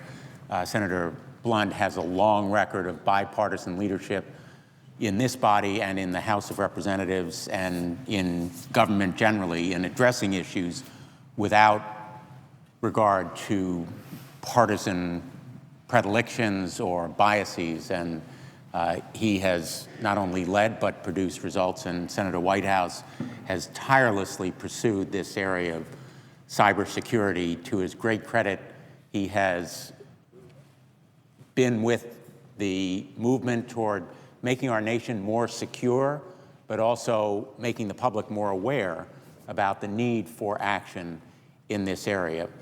And in truth, there is a saying that ignorance is bliss, but in truth, in areas of national security, that is rarely the case. And in this instance, ignorance can do great harm. It is a source of peril, and our nation is largely ignorant about the threats posed by national security, and more important, about the potential responses that must be mobilized to secure our infrastructure, our critical, innovative information, and many other areas where we are at risk from a diverse source of threats. It's not only foreign governments like China, it is teenage hackers in Eastern European countries, it is terrorists around the world who mean to do us harm and put their own movements at an advantage, and also competitors in the private world that seek competitive advantage against our own private enterprise companies that have intellectual information and assets. As a result of these cyber attacks, intellectual property is lost, identities are stolen, and America is made less safe. Every day, the United States is under attack, literally every minute of every day, by individuals wishing to steal sensitive information from our government, from our Department of Defense, and from corporate information systems, as well as home networks of individual internet users. The cyber threat has become almost conventional wisdom in some quarters, because we know our military and our intelligence community are certain that this threat must be met. In fact, that the next Pearl Harbor will come not from the sky, but from a computer network that links to essential sources of intellectual assets and information in this country and degrades them, or in fact destroys them. Senator Whitehouse and I, along with Senators Graham and Blunt, have introduced legislation that would institute new reporting requirements. These requirements apply to federal agencies charged with reviewing and responding to cyber attacks. In effect, the federal government would lead by example. And leadership is important not only for state and local governments, but also for the private sector. The legislation would help us better protect our country from hackers wishing to do harm, and it's based on the simple premise that we need to know about the threats that we face. Now, the President has taken action, and I credit him with the executive order that he has instituted, but that executive order leaves great gaps in what we will know, what will be reported to us by our federal agencies. And this bill would require that information to be submitted from a variety of agencies, the Department of Homeland Security, the Justice Department, and FBI. And in my view, most critically of all, the Securities and Exchange Commission. Now, most Americans have very little idea about what the Securities and Exchange Commission collects by way of information. But in fact, it is a treasure trove, a panorama, and window into the workings of corporate America. Very importantly in this area, it can tell us what corporations, big and small around the country, are doing to protect themselves. It can tell shareholders what they should know. And the shareholders, after all, are the owners of these companies. And they ultimately will bear the financial burden of failures by corporate America to fulfill their duties to protect their critical infrastructure. Not only their shareholders, but neighbors living near power plants, as well as customers, banking customers, for example, whose critical financial information is entrusted to financial institutions.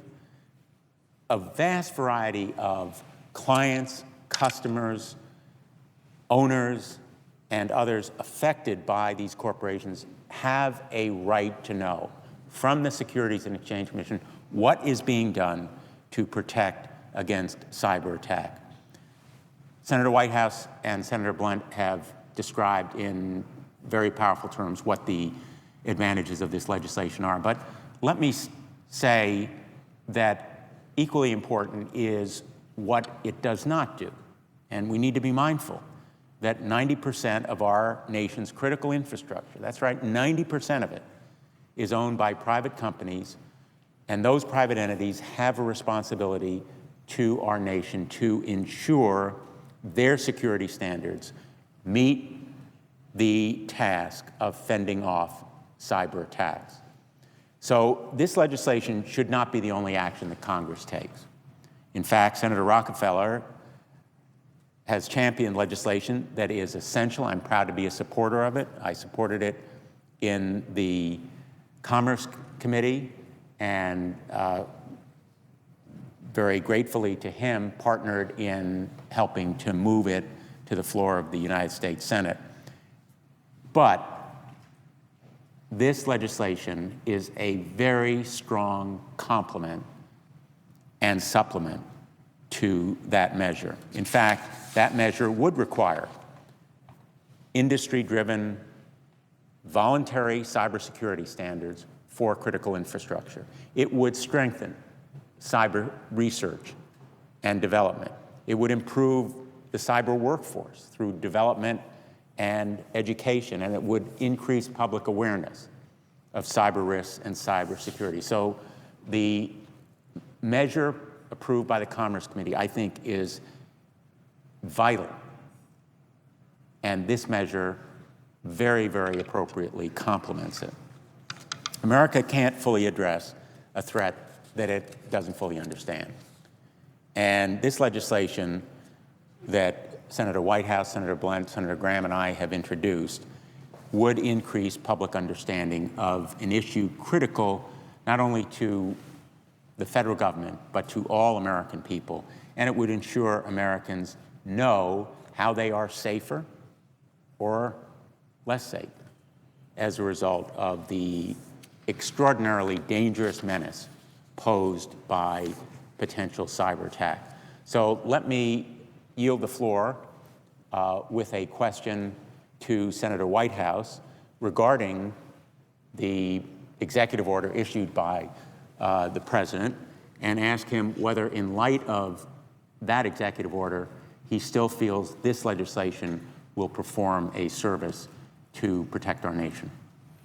I thank Senator Blumenthal for that question, and I thank him for his work in this area for some time now. He and Senator Graham and Senator Blunt and I were part of a group that tried to pull together a bipartisan compromise, a meaningful piece of cybersecurity legislation, which unfortunately failed at the last minute.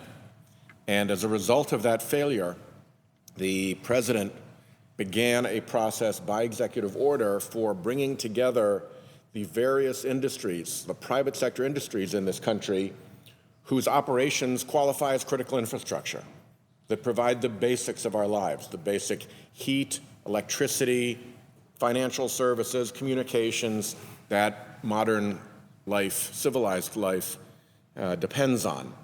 And that process, from all the reports that I've heard, and I've looked at it very closely, is actually going very smoothly, with the result that the administration is comfortable deferring legislative activity in that area, in the area of trying to regulate and improve the cybersecurity of our critical infrastructure.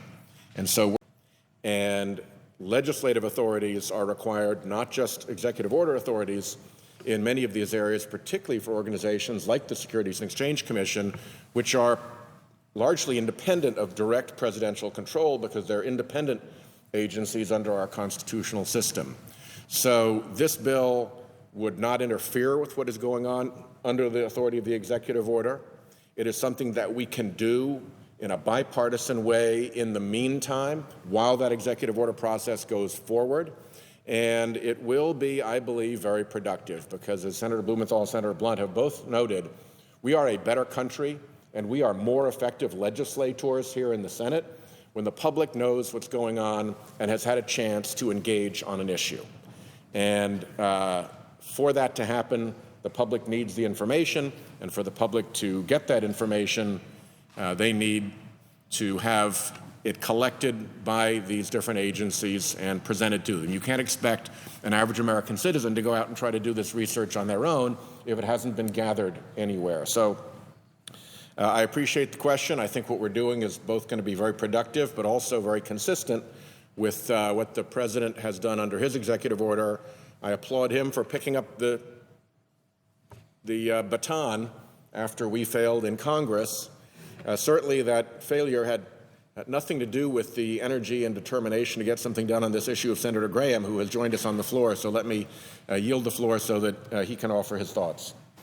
Well, thank you very much. My first thought is America is not nearly as aware as we should be about the threats that we face from a cyber attack that can come from a terrorist organization, a nation state, or a criminal enterprise. We're a week before Christmas. We're going to be debating about how to deal with the NSA program, reforms that make it more acceptable to American people. But I just want to lend my voice. The three of the people who have already spoken, 3 senators, are, quite frankly, far more knowledgeable about the technological aspects of this. But when I look out over the next decade and I try to figure where are the threats coming from against the American people, well, first, it's our debt problem, but we're not going to get into that today.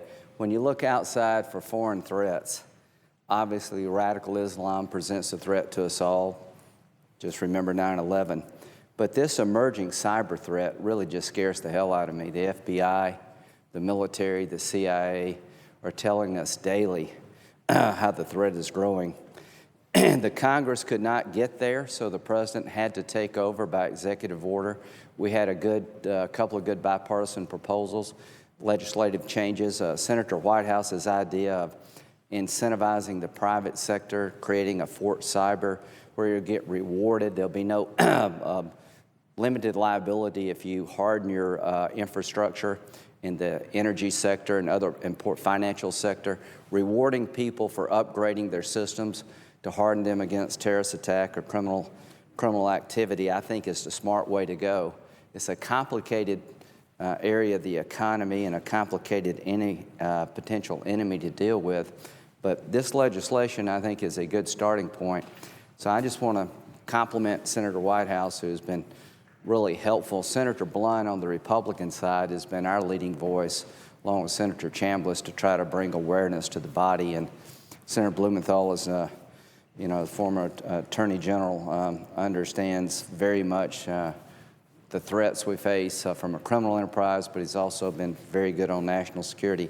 So a week before Christmas in 2013, we're trying to raise awareness because I'm afraid that if we don't get our house in order against cyber attacks, sooner rather than later, we'll all regret it. So thank you for allowing me to be part of this effort.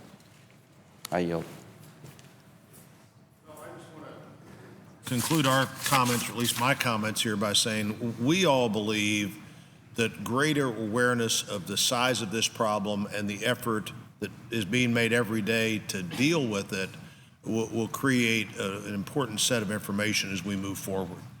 This is a piece of legislation that is really focused on providing information, not in enough detail to weaken our efforts, but in enough information so that people know that this is not a casual conversation, that the cyber threat is real, that we're responding to it all the time, and frankly, members of Congress need to have even more information than we have on how much intensity, how much time, how much response is being made. And Senator Whitehouse, thanks for bringing us together. Madam President, let me conclude for our side with the observation that in this season of peace and reconciliation, perhaps this is an issue where a little peace and reconciliation, a little zone of peace and reconciliation can emerge through all of our partisan rancor so that we can go forward to do something that will indeed protect this country that we love. I yield the floor. Madam President. Madam President. Senator from Connecticut. I would offer my own concluding remarks by saying that Senator Whitehouse earlier referred to our failure. He characterized it as a failure to accomplish legislation during the last session of Congress, and Senators Blunt and Graham were very instrumental in that effort, and I was proud to work with them. But that failure had consequences in alerting the executive branch and galvanizing their will to act. So I would not say that it was completely without consequence or benefit. And I hope that we will actually be successful during this session in passing legislation that is so important to moving the federal government even further in a direction where it should be going. Senator would yield for a question. I might inquire of him whether it's his view that if you actually take a look at what's being done by the administration under the executive order, it bears a considerable resemblance to the proposal that we had worked on. I thank Senator Whitehouse for that question, and I would observe, in fact, that the executive branch very importantly followed a number of the leading ideas that Senator Whitehouse and our group fashioned. And of course, we take no pride of authorship or ownership in those ideas, and many of them came from some of the best minds in the administration who are, in fact, thinking seriously about this problem.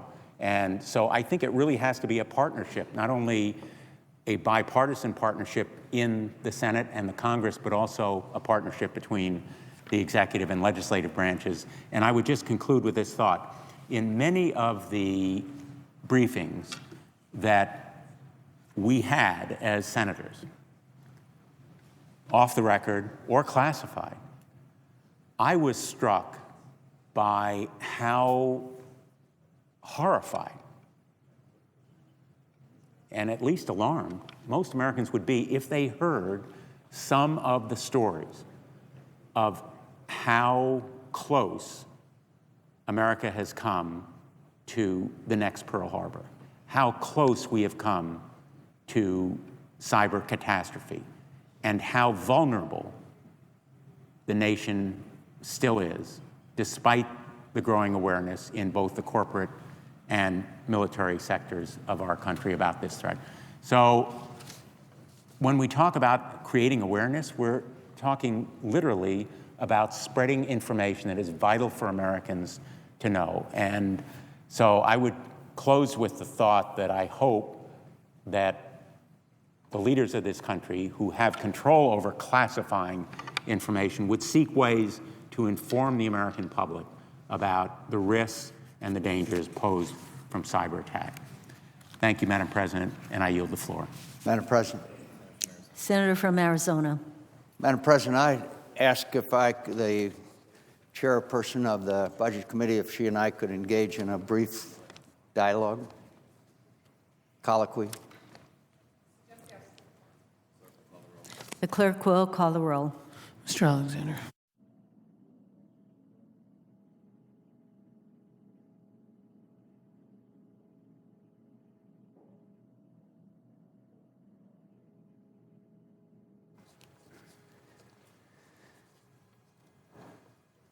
Madam President, I ask all proceedings on the quorum call be suspended. Without objection. I would say to my friend, the chairperson of the Budget Committee that has done extremely hard work on the budget agreement, are you aware, could I ask, that under the Simpson-Bowles plan, which was embraced by many, many members of this body, including on this side, including on the other side, including those who are now announced their opposition to the agreement, the Ryan Murray budget, that the Simpson-Bowles plan recommends scrapping COLAs, cost of living adjustment, entirely, not just cuts them, but the Simpson-Bowles plan, I wonder if the chairperson knows, eliminates COLAs entirely for working age military retirees. The Simpson-Bowles plan, which was so embraced and everybody thought was the greatest thing since sliced bread, said, quote, defer cost of living adjustment, COLA, for retirees in the current system until age 62, including for civilian and military retirees who retire well before a conventional retirement age, in place of annual increases, provide a one-time catch-up adjustment at age 62, increase the benefit to the amount that would have been payable had full COLAs been in effect. So basically, what Simpson-Bowles recommended was scrapping the cost of living adjustment for working age military retirees. And please correct me if I'm wrong, but the provision in your bill is a 1% reduction, far, far less than a scrapping it entirely as Simpson-Bowles. And I would ask again, where was the outrage, to quote my old friend Bob Dole, where was the outrage when this provision in Simpson-Bowles was included, which would have scrapped it completely? And it wasn't through this Armed Services Committee. It was a Simpson-Bowles plan, which was a commission. I would ask the distinguished chairperson. Madam President. Senator from Washington. The senator from Arizona is correct. The Simpson-Bowles Commission did pass, in their report, they asked for an elimination of the entire COLA as he outlined in his opening remarks today. The budget bill before us took a different approach, and I appreciate him reminding all of us that that's out there.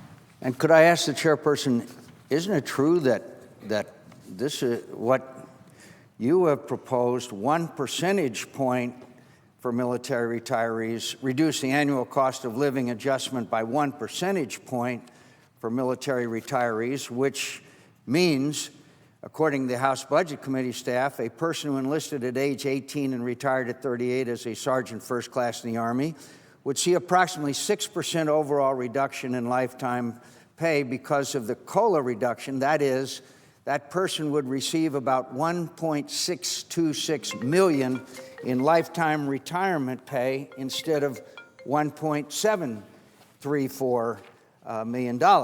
And so, as compared to what Simpson-Bowles envisions, complete elimination, as opposed to this 1% reduction. And I would also ask, again, to the budget chairman of the Budget Committee, isn't it true that this cost of living adjustment reduction, the 1%, doesn't kick in until 2015, the end of 2015? And isn't it true that Senator Levin and I and all others have committed to reviewing this provision with the outlook, at least in my view, to repealing it if necessary?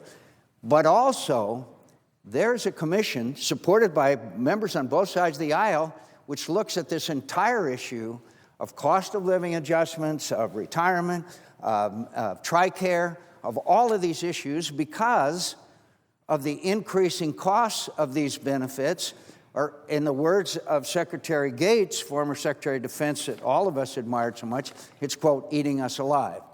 So again, the Simpson-Bowles plan, which was embraced by almost unanimously on both sides of the aisle, eliminates the cost of living adjustments for anyone during their working age retirees. This plan, which is met with such outrage, is only a 1% reduction. And as I say, for which, by the way, I want revised as well, that this would receive $1.6 million instead of $1.734 million. And finally, I would ask the distinguished chairperson, do you know of another plan, another idea, another legislative proposal that will prevent us from shutting down the government again? Something that I refuse to inflict on the citizens of my state. I refuse to disturb their lifestyles, to destroy their income, to shut down the essential government services, the nightmare that we just went through. So I guess my question is to the chairperson, do you know of another avenue between now, I believe it's January 15th, when the government would be shut down again, that we could pursue that would prevent another government shutdown? Madam President, the senator from Arizona is entirely correct. There is no other legislation that can be brought before us at this time to prevent a government shutdown. As we know, the House of Representatives has gone home for the year. We know that without a bipartisan agreement before us, that the impacts across the country would be untenable. We've kind of been there. And on top of that, if we do not have this budget agreement, the military itself will take another $20 billion hit. So those very military personnel that all of us passionately care about would be facing layoffs, would be facing uncertainty, would be facing furloughs, would be facing tremendous hardship to themselves and to their families. So yes, the senator from Arizona is absolutely correct. Well, I would further ask the chairperson if she has, as I have, heard from every single uniformed service leader of the 4 armed services, including the chairman of the Joint Chiefs of Staff, that further effects of sequestration will do unsustainable damage to our national security, that the pain impacted because of the way that sequestration acts in 2014 with the really significant effects, that we will destroy or certainly dramatically impact our ability to defend this nation. And isn't that the unanimous opinion of our uniformed service commanders who we give the responsibility to defend this nation? I would ask the chairperson if she has heard from our military leadership in uniform as well on this entire proposal, particularly its effect on sequestration? Madam President, The senator from Washington. the senator from Arizona is correct. I have heard from every single branch of our military service that the impacts in 2015, a few weeks from now, would be devastating if the current sequester continues to take place. And I would add to the senator from Arizona, coming from a state where we have a number of military bases, I've heard from the families of those soldiers and airmen and sailors that they are deeply worried about their loved ones and their lives if we don't replace the sequestration. And I want to personally thank him for his hard work and his support behind the scenes to help us get to where we are today, because without his voice in this, it would have been extremely difficult. And I carry his voice and many voices into that conference room to take some very tough choices forward so that those families, all the way up to those top generals, don't have to enact the further cuts of sequestration. So if I may ask the chairperson in summary, one, there is no legislative proposal between now and January 15th that anyone sees that could pass both houses of Congress and be signed by the President of the United States that would prevent another government shutdown on January 15th. I would ask the chairperson if that's true. Second, isn't it true that if we go through this sequestration again, particularly because of the nature of the sequester legislation, that there's a sharp drop in 2014 and then a sort of a restoration in following years? In other words, the worst year of the entire sequestration process would be next year unless we soften the blow. And isn't it true that nobody cares more about those who serve in the military than their uniformed leaders? And unanimously, those uniformed leaders have said that they support this legislation. And isn't it true that the chairman of the Senate Armed Services Committee and the Armed Services Committee will have an entire year, because this legislation will not take effect, this cost of living adjustment will not take effect until January 15, until 2015. So we have an entire year of authorization committee consideration of this particular provision. And isn't it also true that it is recognized by all members of the Armed Services Committee and the Appropriations Committee and the chairman of the Budget Committee that we cannot have continued increases in costs and benefits forever because of our inability to fund our national security? In other words, the dramatic increase in personnel and benefit costs are such that we really aren't going to have money left over for the mission, the equipment, and the capabilities. So, and isn't it also true, I would report again, ask again what the obvious is, the Simpson-Bowles plan, which was embraced wholeheartedly by many of us, including this senator, by the way, said that the, and I quote, the defer cost of living adjustment for retirees and that's all cost of living adjustments for retirees in the current system until age 62. Isn't it far more draconian, what is envisioned in Simpson-Bowles, than what is before the body today? So is it hard to understand why someone would embrace Simpson-Bowles and yet find this provision as objectionable as it is?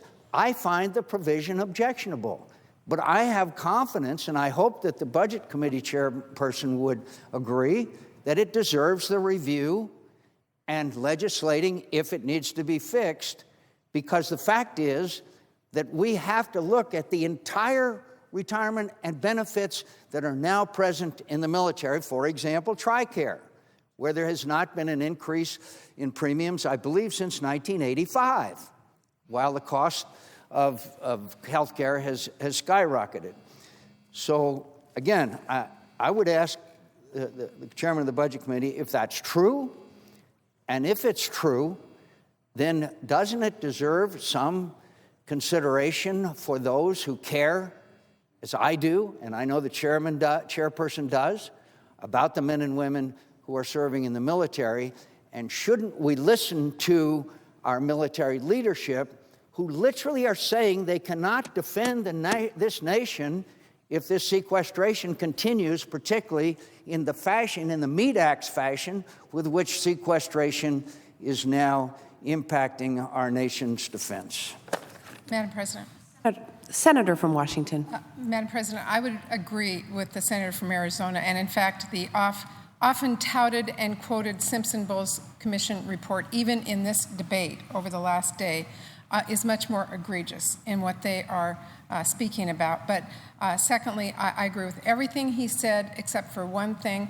The senator from Arizona mentioned that we have a year to look at the commission report. It is actually 2 years before this goes into effect. Congress will have time to act. The Senate Armed Services Committee will be looking at the commission reports, and we will have an opportunity to look at this in entirety before it is implemented. And I truly want to thank him for speaking up for our military, because I know more than any one of us on this floor that when he speaks for the military, he understands the consequences of not enacting legislation today.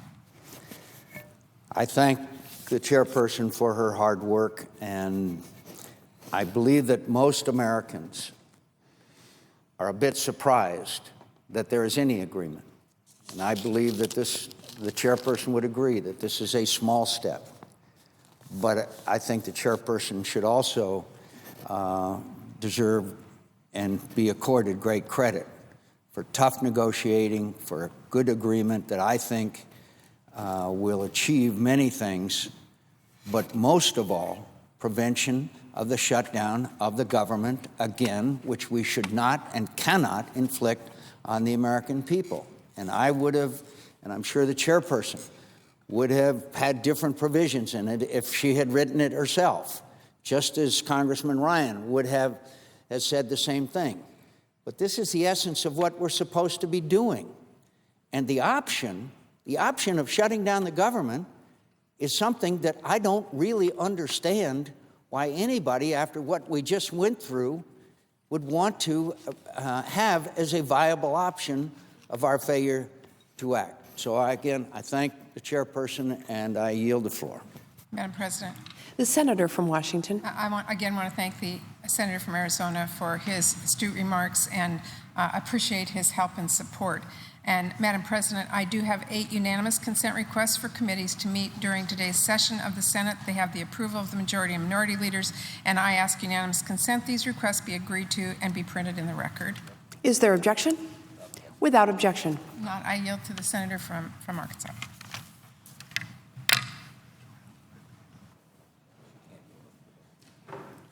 I apologize. Who yields time? Madam President. The senator from Nebraska. Thank you. If there isn't an objection, I ask for 6 to 8 minutes to speak as in morning business. I'll try to make this brief. I did sign up, and something came up, I guess. So if that's all right, I'll proceed. Without objection. Thank you, and I thank the gentleman from Arkansas, and I thank the chair of the Budget Committee. Madam President, I'm here on the floor today to voice strong objection to a federal agency that is disregarding the clear language of the law in pursuit of what has appeared time and time again to be what I describe as an anti-agriculture agenda with this administration. Let me explain. The Occupational Safety and Health Administration, which is known as OSHA, is now claiming jurisdiction of all things of family farms, but they're doing that in defiance of Congress. For the past 35 years, literally 35 years, Madam President, Congress has included very specific language in appropriation bills. It prohibits OSHA from enforcement on small farms. Literally since 1976, the law has said very clearly, no funds appropriated for OSHA can be used for rules or regulations that apply to farming operations with 10 or fewer employees. Clearly, what Congress is trying to do is provide protection for the family farms that exist in our states across this country. Yet, lo and behold, OSHA has decided it can label certain sections of the farm something else by fiat and send in their inspectors. Let me explain what has happened in Nebraska. OSHA targeted a family farm in rural Nebraska. They grow corn and soybeans and raise some cattle. This farm has one non-farm or non-family employee on that farm.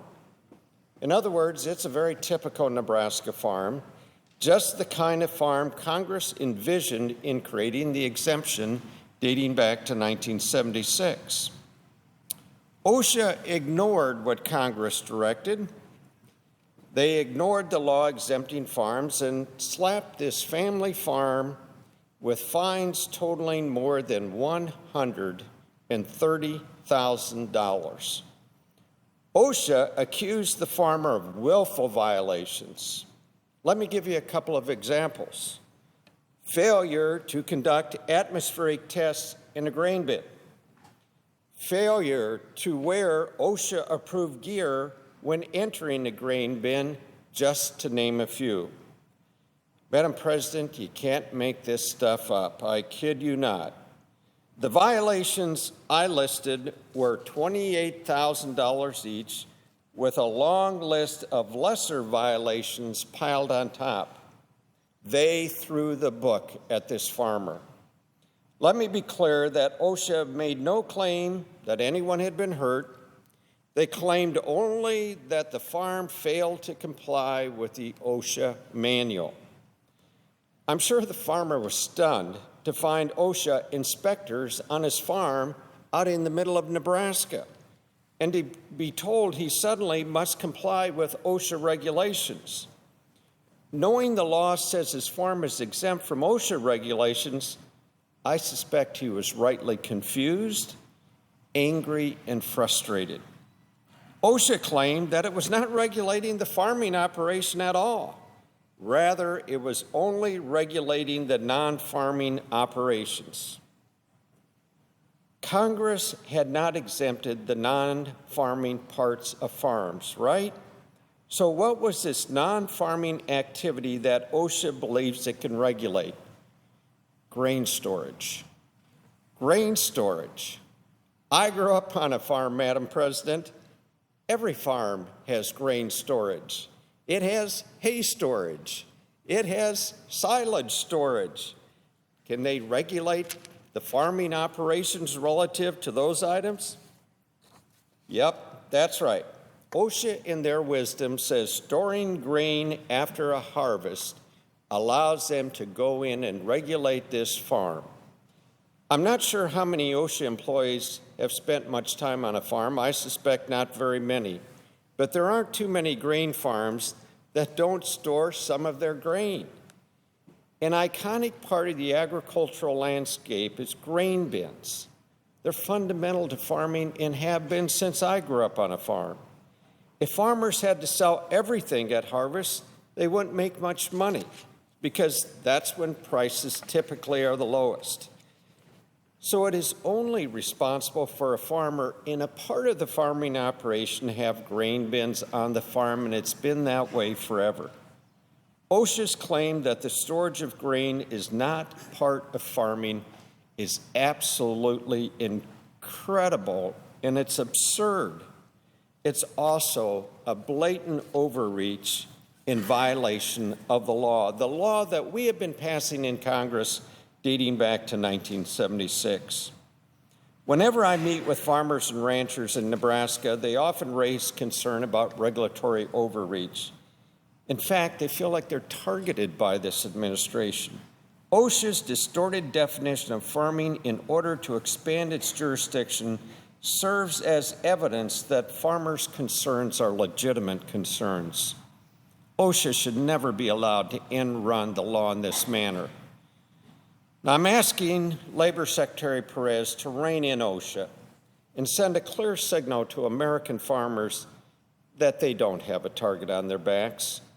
OSHA must rescind its absurd guidance suggesting that grain bins, of all things, are not a part of the farming operation, and it must stop sending inspectors onto family farms in violation of the law.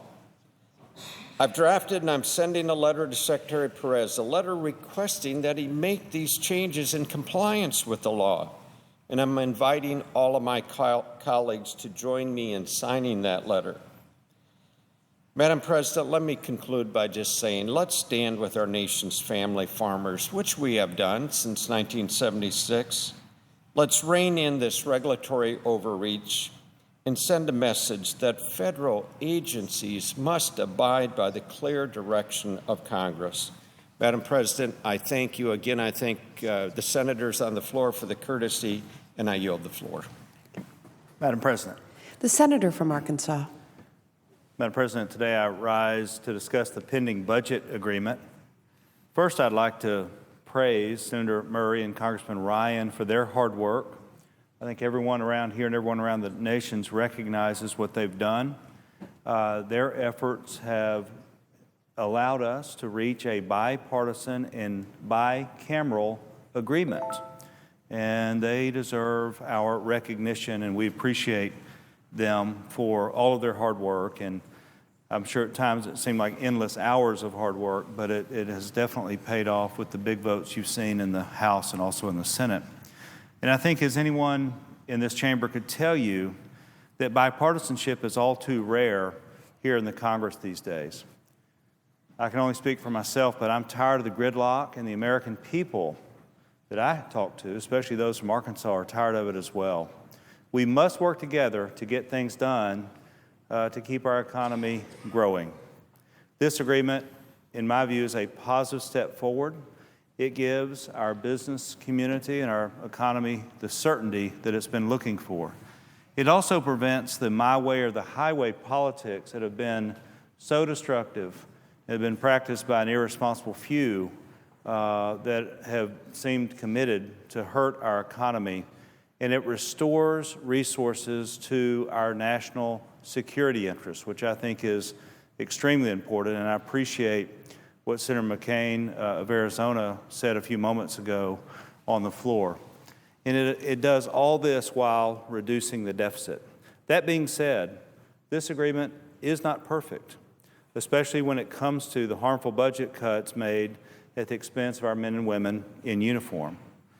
And I'll be the first to tell you that we need to cut our spending, but we need to do it in a responsible way. We need to cut waste, fraud, and abuse. We need to eliminate things like the unnecessary government purchasing and maintenance of real estate and buildings. We can end, out-of-date and ineffective government programs, but we cannot balance the budget on the backs of our hardworking military members and their families. As the senator from Arizona said a few moments ago, he's hopeful, and I think many of us believe and agree, that we'll have a chance to fix this someday soon. And that's why I'm here today, to encourage my colleagues from both sides of the aisle to support common sense solutions, common sense provisions that will restore full retirement pay for our future military retirees and repeal Section 403 of this agreement. Our brave men and women in uniform have made many, many sacrifices for this country. And when I think about their heroism and things that they've done, I think of a passage in the book of Isaiah where Isaiah is preparing to leave everything behind, go out and preach the word to the people who need to hear it. And the quote from Isaiah 6:8 says, "And I heard the voice of the Lord saying, 'Whom shall I send? And who shall go for us?' Then I said, 'Here I am, send me.'" Here I am, send me. That's exactly what our men and women in uniform say. They leave their families behind.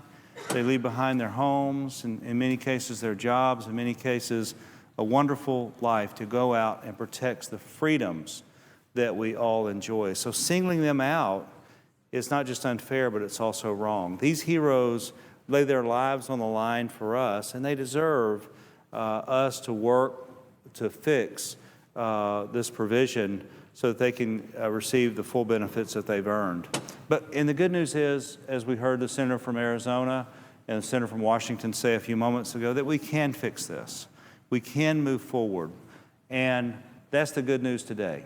We have this bipartisan, bicameral budget agreement, and it does move us forward. And if we can get the votes necessary today to pass this, then we can swiftly move with another bill at some point in the near future to protect and fix the thing that I'm so concerned about. But back to the bipartisan agreement and bicameral agreement that the chairwoman of the Senate Budget Committee reached with the chairman of the House Budget Committee. This is a job well done. This is an effort. None of this is easy. There's always going to be things going to be hard and difficult. That's why balancing the budget is so hard, because there are popular provisions. You have to make tough choices, but these are tough times and we need to make these tough choices. So I join my colleagues. I hope that we get a large bipartisan vote for the legislation, for the agreement that Senator Murray and Congressman Ryan reached, and I also hope that we very quickly will act to fix the one provision that is causing so much heartburn. With that, Madam President, I yield the floor. That's the absence of a quorum. The clerk will call the roll. Mr. Alexander.